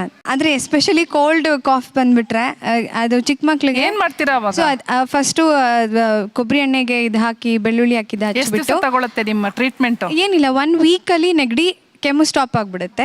ಬಿಸಿನೀರು ಸ್ನಾನ, ಅವಾಗ ಏನಾಗುತ್ತೆ ಎಲ್ಲ ಮೂಗಿಂದ ಚೆನ್ನಾಗಿ ಕ್ಲೀನ್ ಆಗುತ್ತೆ, ಸೊ ಕ್ಲಿಯರ್ ಆಗೋಗುತ್ತೆ. ಸೊ ನಾವು ಡಾಕ್ಟ್ರ್ ಹತ್ರ ಹೋಗೋದೇ ಇಲ್ಲ ಕೋಲ್ಡ್ ಬಂದರೆ. ಕೆಮ್ಮು ಬಂದಾಗ ಜ್ಯೇಷ್ಠ ಮದ್ದು ಅಂತ ಒಂದು ಬೇರಿದೆ, ಅದ್ರದ್ದು ಪುಡಿನೂ ಸಿಕ್ಕತ್ತೆ ಈಗ. ಅದನ್ನು ನಾವು ತಗೊಂಡ್ರೆ ಕೆಮ್ಮು ತುಂಬ ಬೇಗ ಕಮ್ಮಿ ಆಗುತ್ತೆ. ಆಮೇಲೆ ಗಂಟ್ಲು ಮತ್ತು ಯಾವ ತರಹದ ಕೆಮ್ಮು? ಕೆಮ್ಮಲ್ಲಿ ಎಷ್ಟು ವಿಧ ಇದೆ? ಕೆಮ್ಮು, ಒಣ ಕೆಮ್ಮು. ಕೆಮ್ಮು ಬಂದಾಗ ಬಾಯಲ್ಲಿ ಬೇಕಾದ್ರೆ ಒಂದಿಷ್ಟು ಜಜ್ಜಿಬಿಟ್ಟು ಇಟ್ಕೋಬೋದು. ಇಲ್ಲಾಂದರೆ ಪುಡಿನೇ ನಾವು ಹಾಲಲ್ಲಿ ಹಾಕ್ಕೊಂಡು ಕುಡಿದ್ರೆ ಕೆಮ್ಮು ಬೇಗ ಹೋಗುತ್ತೆ, ಮತ್ತು ಲವಲವಿಕೆ ತುಂಬ ಚೆನ್ನಾಗಿ ಉಂಟಾಗುತ್ತೆ, ಕಣ್ಣಿನ ದೃಷ್ಟಿ ಇಂಪ್ರೂವ್ ಆಗುತ್ತೆ. ಸೊ ಕೆಮ್ಮಿಗೆ ಡಾಕ್ಟರ್ ಹತ್ರ ನೀವು ಹೋಗಲ್ಲ. ತಲೆ ಕೂದಲಿನ ಬಗ್ಗೆ ಹೇಳಬೇಕು ಅಂತ ನನಗೆ ತುಂಬ ಇಂಟ್ರೆಸ್ಟು. ಹರಳೆಣ್ಣೆ ಆ ಥರ ಹಾಕಿ ತಲೆಗೆ ಸ್ನಾನ ಮಾಡೋದು 15 ದಿನಕ್ಕೊಂದ್ಸಲ ನಾವು ಕಂಪಲ್ಸರಿ ಮಾಡ್ತೀವಿ. ಮಕ್ಕಳಿಗೂ ಅದೇ ಥರ ಮಾಡ್ತಾ ಇದ್ವಿ. ಎಲ್ಲರಿಗೂ ಆ ಥರ ಚೆನ್ನಾಗಿದೆ, ಆ ಥರ ಡ್ರೆಂಡ್ರಪ್ ಆಗಲಿ ಯಾವುದೂ ಇಲ್ಲ ನಮ್ಮ ಮನೇಲಿ. ಮಕ್ಳಿಗೂ ಅಷ್ಟೇ, ಎಲ್ರಿಗೂ ಅಷ್ಟೇ. ಹೊಟ್ಟೆ ನೋವು ಬಂದಾಗ ಮನೆಯಲ್ಲೇ ಮಜ್ಜಿಗೆಗೆ 1 ಚಿಟಿಕೆ ಉಪ್ಪು 1 ಚಿಟಿಕೆ ಹಿಂಗು ಹಾಕಿ ನೀರು ಮಜ್ಜಿಗೆ ಕುಡಿದ್ರೆ ಹೊಟ್ಟೆ ನೋವು ಕಮ್ಮಿ ಆಗುತ್ತೆ, ಮಾಡ್ಕೊಳ್ತೀವಿ. ಊಟ ಆದ್ಮೇಲೆ ಬರೋ ಹೊಟ್ಟೆ ನೋವಾ, ಊಟಕ್ಕೆ ಮೊದಲು ಬರೋ ಹೊಟ್ಟೆ ನೋವಾ, ಪೀರಿಯಡ್ಸ್ ಟೈಮ್ ಬರೋ ಹೊಟ್ಟೆ ನೋವಾ? ಪೀರಿಯಡ್ಸ್ ಟೈಮಲ್ಲಿ ಬರೋ ಹೊಟ್ಟೆ ನೋವಲ್ಲ, ಊಟ ಆದ್ಮೇಲೆ ಬರುತ್ತೆ. ಊಟ ಆದ್ಮೇಲೆ ನಿಮ್ಗೆ ಹೊಟ್ಟೆ ನೋವು ಬರುತ್ತೆ, ಜೀರ್ಣಕ್ಕೆ ಬಂದಿರುತ್ತೆ. ಅಜೀರ್ಣದ ಹೊಟ್ಟೆ ನೋವಿಗೆ ನೀವು ಈ ಮದ್ದು ಮಾಡ್ತೀರಾ? Okay, yes. ಈ ಎಲ್ಲ ಸಮಸ್ಯೆಗಳು ಮತ್ತು ಅವರು ಎಲ್ಲ ಶೇರ್ ಮಾಡ್ಕೊಂಡ್ರು ಹೋಗಲ್ಲ ನಾವು ಡಾಕ್ಟರ್ ಹತ್ರ ಅಂತ. ಸೊ ಏನು ಹೇಳ್ತೀರಾ ಇದಕ್ಕೆ? ನಾವು ಹೊಟ್ಟೆ ನಾವು ಲೂಸ್ ಮೋಷನಿಗೆ ನಾವು ಹೇಳೋದೇ ಅದು, ಮೊಸರು ಕುಡೀರಿ, ಮಜ್ಜಿಗೆ ಕುಡೀರಿ ಅಂತ. ಸೊ ಅದೇನು ತಪ್ಪಿಲ್ಲ. ಇನ್ನೊಂದು ಅವರು ಏನು ದದ್ದು ಬರುತ್ತೆ ಅಲರ್ಜಿಗೆ ಅಂತ. ಆ್ಯಕ್ಚುಲಿ ಅಲರ್ಜಿ ಬರೋದೇ ಒಂದು 5-10 ಮಿನಿಟ್ಸಿಗೆ ದದ್ದು ಬರುತ್ತೆ, ಹಿಸ್ಟಮಿನ್ ರಿಲೀಸ್ ಆಗುತ್ತೆ ಮೈಯಿಂದ, ಆವಾಗ ಬರುತ್ತೆ, ಅದು ಆಟೋಮ್ಯಾಟಿಕಲಿ ಕಡಿಮೆ ಆಗುತ್ತೆ. ಅದಕ್ಕೆ ಡಾಕ್ಟ್ರ್ ಹತ್ರ ಹೋಗೋದು ನಾವು ಬೇಡ ಅಂತ ಹೇಳ್ತೀವಿ. ಇನ್ನೊಬ್ರು ಕಾಫ್ ಅಂಡ್ ಕೋಲ್ಡಿಗೆ ಡಾಕ್ಟರ್ ಹತ್ರ ಹೋಗೋದೇ ಇಲ್ಲ, ನೆಬುಲೈಸೇಷನ್ ಕೊಡ್ತಾರೆ ಅಂತೆಲ್ಲ ಹೇಳಿದ್ರೆ, but she was the one who lifted her hand for ಸಾಂಬ್ರಾಣಿ ಹೋಗೆ ಕೊಟ್ಟಿದ್ದೀನಿ ಅಂತ. So that is the reason why ಫ್ರೀಕ್ವೆಂಟಾಗೂ ಬರುತ್ತೆ. ಪ್ಲಸ್ ಅವರೇ ಹೇಳಿದ್ರು 1 ವಾರ ಆಗುತ್ತೆ ಅಂತ, ನಾವು ಅದನ್ನೇ ಹೇಳಿದ್ದು, ಡಾಕ್ಟರ್ ಹತ್ರ ಬರೋದು ಬೇಡ 1 ವಾರ, ಅದು ಪಾಡಿಗೆ ಅದೇ ಹೋಗುತ್ತೆ. Sometimes I have a question on her behalf. Sometimes ಮಕ್ಕಳಿಗೆ ಬರುವಂತಹ ನೆಗಡಿ ಅದು ಸ್ವಲ್ಪ ಸೀರಿಯಸ್ ಪ್ರಮಾಣದಲ್ಲಿದ್ದಾಗ, ಚಿಕ್ಕ ಮಕ್ಕಳಲ್ಲಿ ಈ ನ್ಯೂಮೋನಿಯಾದಂತಹ ಯಾವ್ದಾದ್ರು ಸಮಸ್ಯೆಗಳು ಕಾಣಿಸ್ಕೊಂಡು, ಅದು ಬರೀ ಕೆಮ್ಮು ಅಂತ ಬರಲ್ಲ, they will have other associated symptoms like ಸುಸ್ತಾಗಿರ್ಬೋದು, ಊಟ ಮಾಡದೇ ಇರ್ಬೋದು, ಉಸಿರಾಟ ಜಾಸ್ತಿ ಆಗಿರ್ಬೋದು. ಆವಾಗ ದಯವಿಟ್ಟು ಇದನ್ನು ಪ್ರಯತ್ನ ಮಾಡಬೇಡಿ. ಅಥವಾ ನಾಯ್ಸಿ ಬ್ರೀದಿಂಗ್ ಅಂತ ಹೇಳ್ತೀವಿ, ವೀಸಿಂಗ್, ನೆಬುಲೈಸೇಷನ್ ಕೊಡೋದೇ ವೀಸಿಂಗಿಗೆ. ಸೊ ಆವಾಗ ದಯವಿಟ್ಟು ಡಾಕ್ಟರ್ ಹತ್ರ ಬನ್ನಿ. ನೆಬುಲೈಸೇಷನ್ ಇಸ್ ನಾಟ್ ಅ ಹಾರ್ಮ್, ಯಾಕಂದರೆ ಡೈರೆಕ್ಟಾಗಿ ಲಂಗ್ಸಿಗೆ ಹೋಗುತ್ತೆ, ಅದು ಕಿಡ್ನಿ ಮೂಲಕ, ಲಿವರ್ ಮೂಲಕ ಮೆಟಬಾಲಿಸಮ್ ಇರೋದಿಲ್ಲ. ಸೊ ಡೈರೆಕ್ಟ್ಲಿ ಲಂಗ್ಸಿಗೆ ಹೋಗೋದ್ರಿಂದ ಅದೇನು ಸೈಡ್ ಎಫೆಕ್ಟ್ಸ್ ಇರೋದಿಲ್ಲ. ಆಂಟಿಬಯೋಟಿಕ್ಸ್ ಕೂಡ ಭಯ ನನಗೆ ಅಂತಂದ್ರು. ಆಂಟಿಬಯೋಟಿಕ್ಸ್ ಏನು ಮಾಡುತ್ತೆ ಅಂದರೆ, ಈ ಕಾರ್ಯಕ್ರಮದ ಮೂಲಕ ನಾವು ಹೇಳಬೇಕು, ತುಂಬ ಜನರಿಗೆ ಆಂಟಿಬಯೋಟಿಕ್ಸ್ ಭಯ ಇದೆ. ಸೊ ಆಂಟಿಬಯೋಟಿಕ್ಸ್ ಏನು ಮಾಡುತ್ತೆ? ಫಿಸಿಷಿಯನ್ ಉತ್ತರ ಕೊಡಬೇಕು ಇದಕ್ಕೆ. ಆಂಟಿಬಯೋಟಿಕ್ ಕೊಡೋದು ತುಂಬ ನೆಸಿಟಿ ಇರುತ್ತೆ. ಯಾಕಂದರೆ ಅಡಲ್ಟಲ್ಲಿ ಈಗ ನೋಡಿ, 50 ವರ್ಷದ ಎಲ್ಲರಿಗೂ ಸೇಮ್ ಇಮ್ಯುನಿಟಿ ಇರಲ್ಲ. ಅವ್ರವ್ರ ಇಮ್ಯುನಿಟಿ, ಅವ್ರಿಗೆ ಡಯಾಬಿಟಿಸ್ ಇದೆಯಾ, ಓವರ್ ವೇಟ್ ಇದ್ದಾರಾ, ಅವ್ರಿಗೆ ಬೇರೆ ಏನೇನು ಕಾಯಿಲೆ ಇದೆಯಾ, ಅದ್ರ ಮೇಲೆ ಅವ್ರ ಇಮ್ಯುನಿಟಿ ಡೆವಲಪ್ ಆಗುತ್ತೆ. ಅವ್ರ ಫಿಟ್ನೆಸ್ ಮೇಂಟೈನ್ ಮಾಡಿದಾರಾ, ಇಮ್ಯುನಿಟಿ ಡೆವಲಪ್ ಆಗುತ್ತೆ. ನಾನು ಅದನ್ನು ಅಸೆಸ್ ಮಾಡಿ, ಈಗ ಡಯಾಬಿಟಿಕ್ ಪೇಷಂಟು ಥ್ರೋಟ್ ಇನ್ಫೆಕ್ಷನ್ ಅಂತ ಬಂದರೆ ನಾನು ಆಂಟಿಬಯೋಟಿಕ್ ಕೊಡ್ತೀನಿ. ನನಗೆ ಗೊತ್ತಿದೆ ಅವ್ರ ಇಮ್ಯುನಿಟಿ ಡೌನ್ ಇರುತ್ತೆ, ಕಾಂಪ್ಲಿಕೇಶನ್ ಆಗಬಾರ್ದು ಅಂತೇಳಿ. ಅದೇ ಒಬ್ಬರು ಫಿಟ್ ಆಗಿರೋರು ಬಂದುಬಿಟ್ಟು ನನಗೆ ಬರೀ ಒಂದು ಥ್ರೋಟ್ ಇನ್ಫೆಕ್ಷನ್ ಅಂತ ಹೇಳಿದ್ರೆ, ನಾನು ಹೇಳ್ತೀನಿ ಗಾರ್ಗಲ್ ಮಾಡಿ ಕ್ರೋಸಿನ್ ತೊಗೊಳ್ಳಿ ಹೋಗುತ್ತೆ ಅಂತ ಹೇಳ್ತೀನಿ. ಹಾಗೆ ಇದನ್ನು ಅಸೆಸ್ ಮಾಡೋಕ್ಕಾದರೂ ಡಾಕ್ಟರ್ ಹತ್ರ ಹೋಗಲೇಬೇಕು. Okay, S.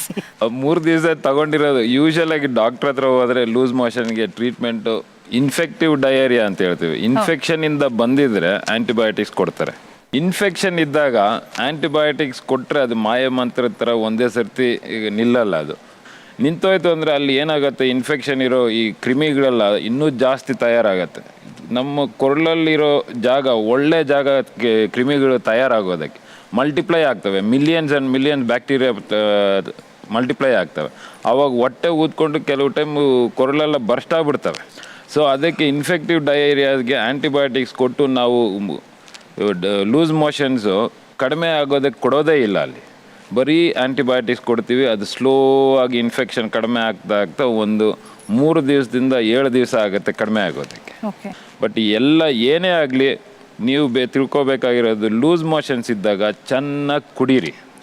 ಆದರೆ ಸ್ವಲ್ಪ ಉಪ್ಪು, ಸಕ್ಕರೆ, ಎಳ್ನೀರು ಈ ಥರದ್ದು ಹಾಕ್ಕೊಂಡು, ಇಲ್ಲಾಂದರೆ ಎಲೆಕ್ಟ್ರಾಲ್ ಪೌಡ್ರ್ ಬರುತ್ತೆ, ಅದನ್ನು ಮಿಕ್ಸ್ ಮಾಡಿಕೊಂಡು ಕುಡಿತಾ ಇರಿ. ನೀವು ಮೇಲೆ ಕುಡಿಯೋದು ಕೆಳಗಡೆ ಹೋಗ್ತಾ ಇರಲಿ, ಏನೂ ಆಗಲ್ಲ. ಈ ಲೂಸ್ ಮೋಷನ್ ತುಂಬ ಜಾಸ್ತಿ ಆದಾಗ ನಾವು ಡ್ರಿಪ್ಸ್ ಎಲ್ಲ ಕೊಡೋದು ಯಾಕೆ ಅಂದರೆ ತುಂಬ ಶರೀರದಿಂದ ನೀರು ಹೋಗಿದೆ ಅಂತ. ಸೊ ಅದನ್ನು ಒಂದೊಂದು ಯೂಶಲ್ ಆಗಿ ಇನ್ಫೆಕ್ಟಿವ್ ಡಯೇರಿಯಾ, ಅದೇ ಇನ್ನೊಂದು ಥರ ಲೂಸ್ ಮೋಷನ್ ಇರುತ್ತೆ, ಅಮೀಬಿಯಾಸಿಸು, ಜಿಯಾರ್ಡಿಯಾಸಿಸ್ ಬಂದಿರುತ್ತೆ, ಅವಾಗ ಹೊಟ್ಟೆ ಹಾಕ್ಕೊಂಡು ಹಿಂಡ್ತಾ ಇರುತ್ತೆ. ಇದು ಅದಕ್ಕೆ ನೀವು ಆ್ಯಂಟಿಬಯೋಟಿಕ್ಸ್ ತಗೊಂಡಿಲ್ಲ ಅಂದರೆ ಅದು ಆಗೋದೇ ಇಲ್ಲ. ನೀವು ತಗೊಳ್ಳದೇ ಇದ್ದರೆ ಒಂದು 10-15 ದಿವಸದಲ್ಲಿ ಅದು ಸರಿ ಹೋಗುತ್ತೆ. ಆದರೆ ಅದು ಹಂಗೆ ರಜಲ್ತಾ ಇತ್ತು, ಜಾಸ್ತಿ ಆಯ್ತು, ಯಾವಾಗಲೂ ಒಂದು ಸರ್ತಿ ಎಲ್ಲೋ ಲಿವರಲ್ಲಿ ಹೋಗ್ಬಿಟ್ಟು ಒಂದು ಆಬ್ಸೆಸ್ ಆಗುತ್ತೆ, ಅಲ್ಲೊಂದು ಕೀವು ಥರ ಕಟ್ಕೊಳತ್ತೆ. ಅದೊಂದು 6 ವಾರ ಆಗ್ಬೋದು, 6 ತಿಂಗಳಾಗ್ಬೋದು. ಕೆಲವು ಟೈಮ್ ಜ್ವರದಿಂದ ಬರ್ತಾರೆ, ನೋಡಿದ್ರೆ ಲಿವರಲ್ಲಿ ದೊಡ್ಡ ಕೀವು ತುಂಬಿಕೊಂಡಿರತ್ತೆ. ಸೊ ಅದನ್ನು ನೆಗ್ಲೆಕ್ಟ್ ಮಾಡಬೇಡಿ, ಆದಷ್ಟು ಟ್ರೀಟ್ಮೆಂಟ್ ತೊಗೊಂಬಿಡಿ. ಅದಕ್ಕೆ ಈಗ ಈರುಳ್ಳಿ ರಸ ಅಂತಾರಲ್ಲ, ಬಟ್ ಅದು ಏನು ಅಂದರೆ ಕೌಂಟರ್ ಸ್ಟಿಮ್ಯುಲೇಷನ್ ಆಗುತ್ತೆ. ಆವಾಗ ಲೋಕಲ್ ಎಫೆಕ್ಟ್ ಇರುವಾಗ ಒಂದು ಸ್ವಲ್ಪ ರಿಲೀಫ್ ನಿಮಗೆ ಬಂದೇ ಬರುತ್ತೆ, ಟೆಂಪ್ರರಿ ರಿಲೀಫ್. ಬಟ್ ಅದೇನಾರ ಮೈಗ್ರೇನಿಂದ ಏನಾರ ಬಂದಿದ್ದರೆ ಡೆಫಿನೆಟ್ಟಾಗಿ ಆ ಥರ ಹಲವಾರು there are 180 causes for headache. Okay, 180 ಕಾರಣಗಳಿವೆ ಒಂದು ತಲೆನೋವು ಹೆಡೇಕ್ಗೆ. ಐಗೆ ಸ್ಟ್ರೇನ್ ಆಗಿ ಆ ಮಸಲ್ಸಿಂದ ಬರೋ ನೋವು, ಅದು ಲೋಕಲ್ ಎಫೆಕ್ಟಿಂದ ಒಂದು ಸ್ವಲ್ಪ ರಿಲೀಫ್ ಸಿಗ್ಬೋದು, ಬಟ್ ಮತ್ತೆ ಅಗೇನ್ ನೀವು ಬುಕ್ ಓದಿದ್ರೆ ಮತ್ತೆ ತಲೆನೋವು ಬಂದೇ ಬರುತ್ತೆ. ಅದಕ್ಕೆ ಗ್ಲಾಸಸ್ ಹಾಕೊಳ್ಳೇಬೇಕು. ನೀವಿಲ್ಲಿ 5 ಜನ ಕೂತಿದ್ದೀರಾ, ಇಲ್ಲಿ ಬಹಳಷ್ಟು ಜನ ಬಂದಿದ್ದಾರೆ. ಅದ್ರಲ್ಲಿ ಕೆಲವರು ಈ ವಿಷಯಕ್ಕೆ ನಾನು ಡಾಕ್ಟರ್ ಹತ್ರ ಹೋಗೋದೇ ಇಲ್ಲ ಅಂತಂದರು. ಸೊ ನಿಮಗೆ ಡಾಕ್ಟರ್ ವಿಶ್ವನಾಥ್, ನಿಮ್ಮಿಂದ ಸ್ಟಾರ್ಟ್ ಮಾಡ್ತಾ ಇದ್ದೀವಿ. ಇಷ್ಟು ಜನ ಹೇಳಿದ್ಮೇಲೆ ಯಾರು ಡಾಕ್ಟರ್ ಹತ್ರ ಹೋಗಲೇಬೇಕು ಈ ವಿಷಯಕ್ಕೆ ಅಂತ ನಿಮ್ಗೆ ಅನಿಸುತ್ತೆ? ನೀವು ಯಾರಿಗೆ ಹೇಳ್ತೀರಾ ಡೈರೆಕ್ಟಾಗಿ? ಫಸ್ಟ್ ಅದೇ ಜಾಂಡೀಸ್ ಅಂತ ಹೇಳಿದ್ರಲ್ವ, ಜಾಂಡೀಸ್ ಕಡಿಮೆ ಆಗಿಬಿಡುತ್ತೆ. ಆಲ್ರೆಡಿ ಇವಾಗ ನಮ್ಮ ಡಾಕ್ಟರ್ ಸ್ಪೆಷಲಿಸ್ಟ್ ಹೇಳಿದಾಗೆ ಅದು ಕ್ಯಾನ್ಸರೇ ಆಗಿರ್ಬೋದು, ಇಲ್ಲ ವೈರಲ್ ಹೆಪಟೈಟಿಸೇ ಆಗಿರ್ಬೋದು, ಮತ್ತಿನ್ನೊಂದು ಆಗಿರ್ಬೋದು. ಅದು ಏನಾಗುತ್ತಪ್ಪ ಅಂತೇಳಿ ಉಲ್ಬಣ ಆಗಿ ಜೀವಕ್ಕೆ ಅಪಾಯ ಆಗೋ ಪರಿಸ್ಥಿತಿ. ಸೊ ಆ ಕಾಲದಲ್ಲಿ ನೀವು ಡಾಕ್ಟರ್ ಹತ್ರ ಹೋಗಲೇಬೇಕಾಗುತ್ತೆ. ಆಮೇಲೆ ಇನ್ನೂ ಒಂದು ಏನಪ್ಪ ಅಂತ ಹೇಳಿದ್ರೆ, ಸ್ಪೆಷಲಿ ಓಲ್ಡ್ ಏಜಲ್ಲಿ ಆವಾಗ ಸುಸ್ತು ಇದು ಒಂದೇ ಕಾರಣ ಇರ್ಬೋದು. ಎಷ್ಟೋ ದೊಡ್ಡ ಕಾಯಿಲೆಗೂ ಸುಸ್ತು ಒಂದೇ ಸಿಂಪ್ಟಮ್ ಆಗಿರ್ಬೋದು. ಅವರು ತಾವೇ ಇಲ್ಲ ಹಿಮೋಗ್ಲೋಬಿನ್ನೇ ಕಡಿಮೆ ಆಗಿದೆ ಅಂಥೇಳಿ ಅರ್ಥ ಮಾಡಿಕೊಂಡು ಬೇರೆ ಏನೇನೋ ಮನೆ ಮದ್ದು ಮಾಡೋದಕ್ಕಿಂತ ಮೊದಲು ಸ್ಪೆಷಲಿಸ್ಟ್ ಹತ್ರ ಹೋಗಿ ತೋರಿಸೋದೇ ಒಳ್ಳೆಯದು. ಅಮ್ಮ, ನೀವು? ವಾರಕ್ಕೆ 3 ಸತಿ ಸುಸ್ತಾಗುತ್ತೆ ಡಾಕ್ಟ್ರೆ. ಅವಾಗ ಸ್ವಲ್ಪ ನನಗೆ ಗೊತ್ತಾಗುತ್ತೆ, ಸಿಂಪ್ಟಮ್ಸ್ ಸ್ವಲ್ಪ ಇರುತ್ತಲ್ವ. ಅವಾಗ ಏನು ಮಾಡ್ತೀನಿ, ಸಡನ್ ಹೋಗ್ಬಿಟ್ಟು ಸ್ವಲ್ಪ ಉಗುರು ಬೇಸ್ ನೀರಲ್ಲಿ 2 ಹಾಕ್ಬಿಟ್ಟು ಚೆನ್ನಾಗಿ ಹಿಂಡ್ಬಿಟ್ಟು ಅದನ್ನ ನೀರು ಕುಡಿಸ್ಬಿಟ್ಟು ಅದನ್ನು ತಿಂತೀನಿ ಡಾಕ್ಟ್ರೆ. ಮನೆ ಮದ್ದು ಪ್ರಕಾರ ಸಕ್ಕರೆ ಕಾಯಿಲೆ ತೊಗೊತಾ ಇದ್ದೀನಿ, ಟ್ರೀಟ್ ಮಾಡ್ಕೊತಿದ್ದೀನಿ ಅಂತ ಹೇಳಿದ್ದೀರಾ. ಸೊ ನಿಮಗೆ ಶುಗರ್ ಏರ್ಪೇರ್ ಆದಾಗೂ ಸುಸ್ತಾಗೋದು ತುಂಬ ಕಾಮನ್. ಸೊ ನಿಮಗೆ ಶುಗರ್ ಏರ್ಪೇರ್ ಸಲುವಾಗಿ ಸುಸ್ತಾಗ್ತಿದೆ ಅನಿಸುತ್ತೆ. ಸೊ ಅದು ಅದ್ರ ಸಲುವಾಗಿ ನೀವು ಹೋಗಿ ಡಾಕ್ಟ್ರ್ ನೋಡೋದು ತುಂಬ ಅವಶ್ಯಕ ಅಮ್ಮ. ಹಿಮೋಗ್ಲೋಬಿನ್ ಎಲ್ಲ ಲಾಂಗ್ ಟರ್ಮ್, ತುಂಬ ದಿವಸ ಬೇಕು ಕಮ್ಮಿ ಆಗೋದಕ್ಕೆ, ಜಾಸ್ತಿ ಆಗೋದಕ್ಕೆ ಟ್ರೀಟ್ಮೆಂಟ್ ಎಲ್ಲ. ಯಾಕಂದರೆ ರಕ್ತದ ಸೆಲ್ಸು ಉತ್ಪನ್ನ ಆಗೋದಕ್ಕೆ 120 ದಿವಸ ಬೇಕು. ಸೊ ನೀವು ಏನೇ ಟ್ರೀಟ್ಮೆಂಟ್ ತೊಗೊಂಡ್ರು ಅದು ನಿಮಗೆ 3-4 ವಾರದಲ್ಲಿ ನಿಮಗೆ ರಿಸಲ್ಟ್ ತೋರಿಸುತ್ತೆ. ಅದು ಯಾಕಂದರೆ ಅದು ನಾರ್ಮಲ್ ಸ್ಟಡಿ ಮಾಡಿದ್ದೀವಿ. ಒಂದು ಸೆಲ್ ಹೊಸ ಹೊಸ ಬ್ಲಡ್ ಆಗಬೇಕು ಅಂದರೆ 120 ಡೇಸ್ ಬೇಕು. ಆವಾಗ ನೀವು ಈ 1 ದಿವಸ ತೊಗೊಂಡೆ ಸರಿ ಹೋಯ್ತು ಅನ್ನೋದು, ಹಿಮೋಗ್ಲೋಬಿನ್ ಜಾಸ್ತಿ ಆಯಿತು ಅನ್ನೋದು ನಾನು ನಂಬೋದಿಲ್ಲ. ನಿಮಗೆ ಇಲ್ಲಿರೋ ಯಾರು ಏನು ಹೇಳಿದ್ದಾರೆ, ಯಾರನ್ನು ಕನ್ವಿನ್ಸ್ ಮಾಡ್ತೀರಾ? ಆ ಟಾಸ್ಕ್ ಈಗ ನಿಮಗೆ, ಅವ್ರನ್ನ ಕನ್ವಿನ್ಸ್ ಮಾಡಬೇಕು. ನಾನು ಮಧ್ಯ ಮಾತಾಡಲ್ಲ, ನಾನು ಈ ಕಡೆನೇ ನೋಡ್ತಾ ನಿಂತ್ಕೊಂಡು ಬಿಡ್ತೀನಿ. ಡಯಾಬಿಟಿಸ್ ಬಗ್ಗೆ ಸುಮಾರಿದೆ. ಈ ಥರ ಒಂದು ಮೇಥಿ ಸೀಡ್ಸ್ ಇದೆ, ಸಿನಮನ್ ಅಂತ ಹೇಳ್ತಾರಲ್ಲ, ಸಿನಮನ್ನು, ಕರ್ಬೇವಿನ ಸೊಪ್ಪು, ಆ್ಯಪಲ್ ಸಿಡರ್ ವಿನೆಗರ್, ಓಕೆ, ಮತ್ತು ಇವನ್ ಅಮೃತ ಬಳ್ಳಿಗೂ ಡಯಾಬಿಟಿಸ್ ಯೂಸ್ ಆಗುತ್ತೆ. ಈ ಥರ ಸುಮಾರಿದೆ. ನಿಮ್ಮದು ಲೈಫ್ ಸ್ಟೈಲ್ ಕರೆಕ್ಟಾಗಿದ್ದು, ನಿಮ್ಮದು ಡಯಟ್ ಎಲ್ಲ ಪ್ರಾಪರ್ ಆಗಿದ್ದು, ಇದನ್ನು ತೊಗೊಂಡ್ರೆ ಒಂದು 30% ಹೆಲ್ಪ್ ಮಾಡುತ್ತೆ ಅದಕ್ಕೆ. ನೀವು ಹೇಳಿದ್ದಲ್ವಾ 1 ವರ್ಷದಿಂದ ನನಗೆ ಕಡಿಮೆ ಆಗಿದೆ ಅಂತ ಅವ್ರು ಹೇಳ್ತಾರೆ. ಬೆಂಡೆಕಾಯಿ, ಮೆಂತ್ಯ ಸೀಡ್ಸು, ಕರಿಬೇವು, ಜೀರಿಗೆ ತೊಗೋತಾ ಇದ್ದೀನಿ ಡೈಲಿ. ಸ್ವಲ್ಪ 2 ಬೆಂಡೆಕಾಯಿ, 1 ಅರ್ಧ ಸ್ಪೂನ್ ಮೆಂತ್ಯ. ನಿಮಗೆ ಎಷ್ಟು ಟೈಮಿಂದ ಡಯಾಬಿಟಿಸ್ ಇದೆ ಅಥವಾ ಇಲ್ವಾ ಅದನ್ನು ಹೇಳಿ? ನನಗೆ ಒಂದು 25 ಇಯರ್ಸಿಂದ ಡಯಾಬಿಟಿಸ್ ಇದೆ. ಇದುವರೆಗೂ ಬರೀ ಟ್ಯಾಬ್ಲೆಟ್ಸ್ ತೊಗೊತಾ ಇದ್ದೆ. ಇವಾಗ ಟ್ಯಾಬ್ಲೆಟ್ಸನ್ನು ನಾನು ಬಿಟ್ಟಿಲ್ಲ. ಟ್ಯಾಬ್ಲೆಟ್ಸ್ ಬೆಳಗ್ಗೆ ಸಾಯಂಕಾಲ ತೊಗೋತೀನಿ. ಮೆಡಿಸಿನ್ ಜೊತೆಗೆ ಇದನ್ನು ತೊಗೊಂಡ್ರೆ ತಪ್ಪೇನು? ನಾನು ಅದನ್ನೇ ಹೇಳಿದ್ದು, ಸಪ್ಲಿಮೆಂಟಾಗಿ ತೊಗೊಳ್ಳಿ, ಒಂದು 30% ಹೆಲ್ಪ್ ಆಗುತ್ತೆ. ಬಟ್ ಅದೇ ಟ್ರೀಟ್ಮೆಂಟ್ ಅಂತ ಹೇಳ್ಕೊಂಡು ಅದರಿಂದನೇ ಆಗಿದೆ ಅಂತ ಹೇಳೋಕ್ಕಾಗಲ್ಲ. ಇದನ್ನು ತೊಗೊಳಕ್ಕೆ ಶುರು ಮಾಡಿದಾಗಿಂದ ಕಂಟ್ರೋಲಲ್ಲಿದೆ. ನೀವು ಟ್ಯಾಬ್ಲೆಟ್ಸ್ ಬಿಟ್ಟು ಯಾಕೆ ಟ್ರೈ ಮಾಡಬಾರ್ದು ಇದನ್ನು? ಏನು ಟ್ಯಾಬ್ಲೆಟ್ಸ್ ಬಿಟ್ಬಿಟ್ಟು? ಭಯ ಜಾಸ್ತಿ ಆಗಿಬಿಟ್ರೆ. ಗೊತ್ತಾಯ್ತಾ? ಎಸ್, ಇವತ್ತಿನ ಫ್ಯಾಮಿಲಿ ಡಾಕ್ಟರ್ ಸಂಚಿಕೆಯಲ್ಲಿ ಮನೆ ಮದ್ದಿನ ಬಗ್ಗೆ ನಾವು ಸಾಕಷ್ಟು ವಿಷಯ ಮಾತಾಡ್ತಾ ಇದ್ದೀವಿ. ಬಹುಶಃ ಈ ವಿಷಯ ಮಾತಾಡೋದಕ್ಕೆ 1 ದಿನ ಸಾಕಾಗೋದಿಲ್ಲ, ಸಮಸ್ಯೆಗಳಿಗೆ ಪರಿಹಾರ ಕೂಡ ಸಿಕ್ಕೋದಿಲ್ಲ. ಹಾಗಾಗಿ ಮತ್ತಷ್ಟು ಮನೆ ಮದ್ದಿನ ಜೊತೆ ಮುಂದಿನ ಸಂಚಿಕೆಯಲ್ಲಿ ಕೂಡ ಇದೇ ವಿಷಯವನ್ನು ಮಾತಾಡೋದಕ್ಕೆ ಅವ್ರು ಕಾಯ್ತಾ ಇರೋದ್ರಿಂದ ಮತ್ತೆ ಈ ವಿಷಯವನ್ನು ಅಲ್ಲಿ ಮುಂದುವರಿಸ್ತೀವಿ. ಸೊ ಅಲ್ಲಿಯವರೆಗೂ ಟೇಕ್ ಕೇರ್, ಬಾಯ್.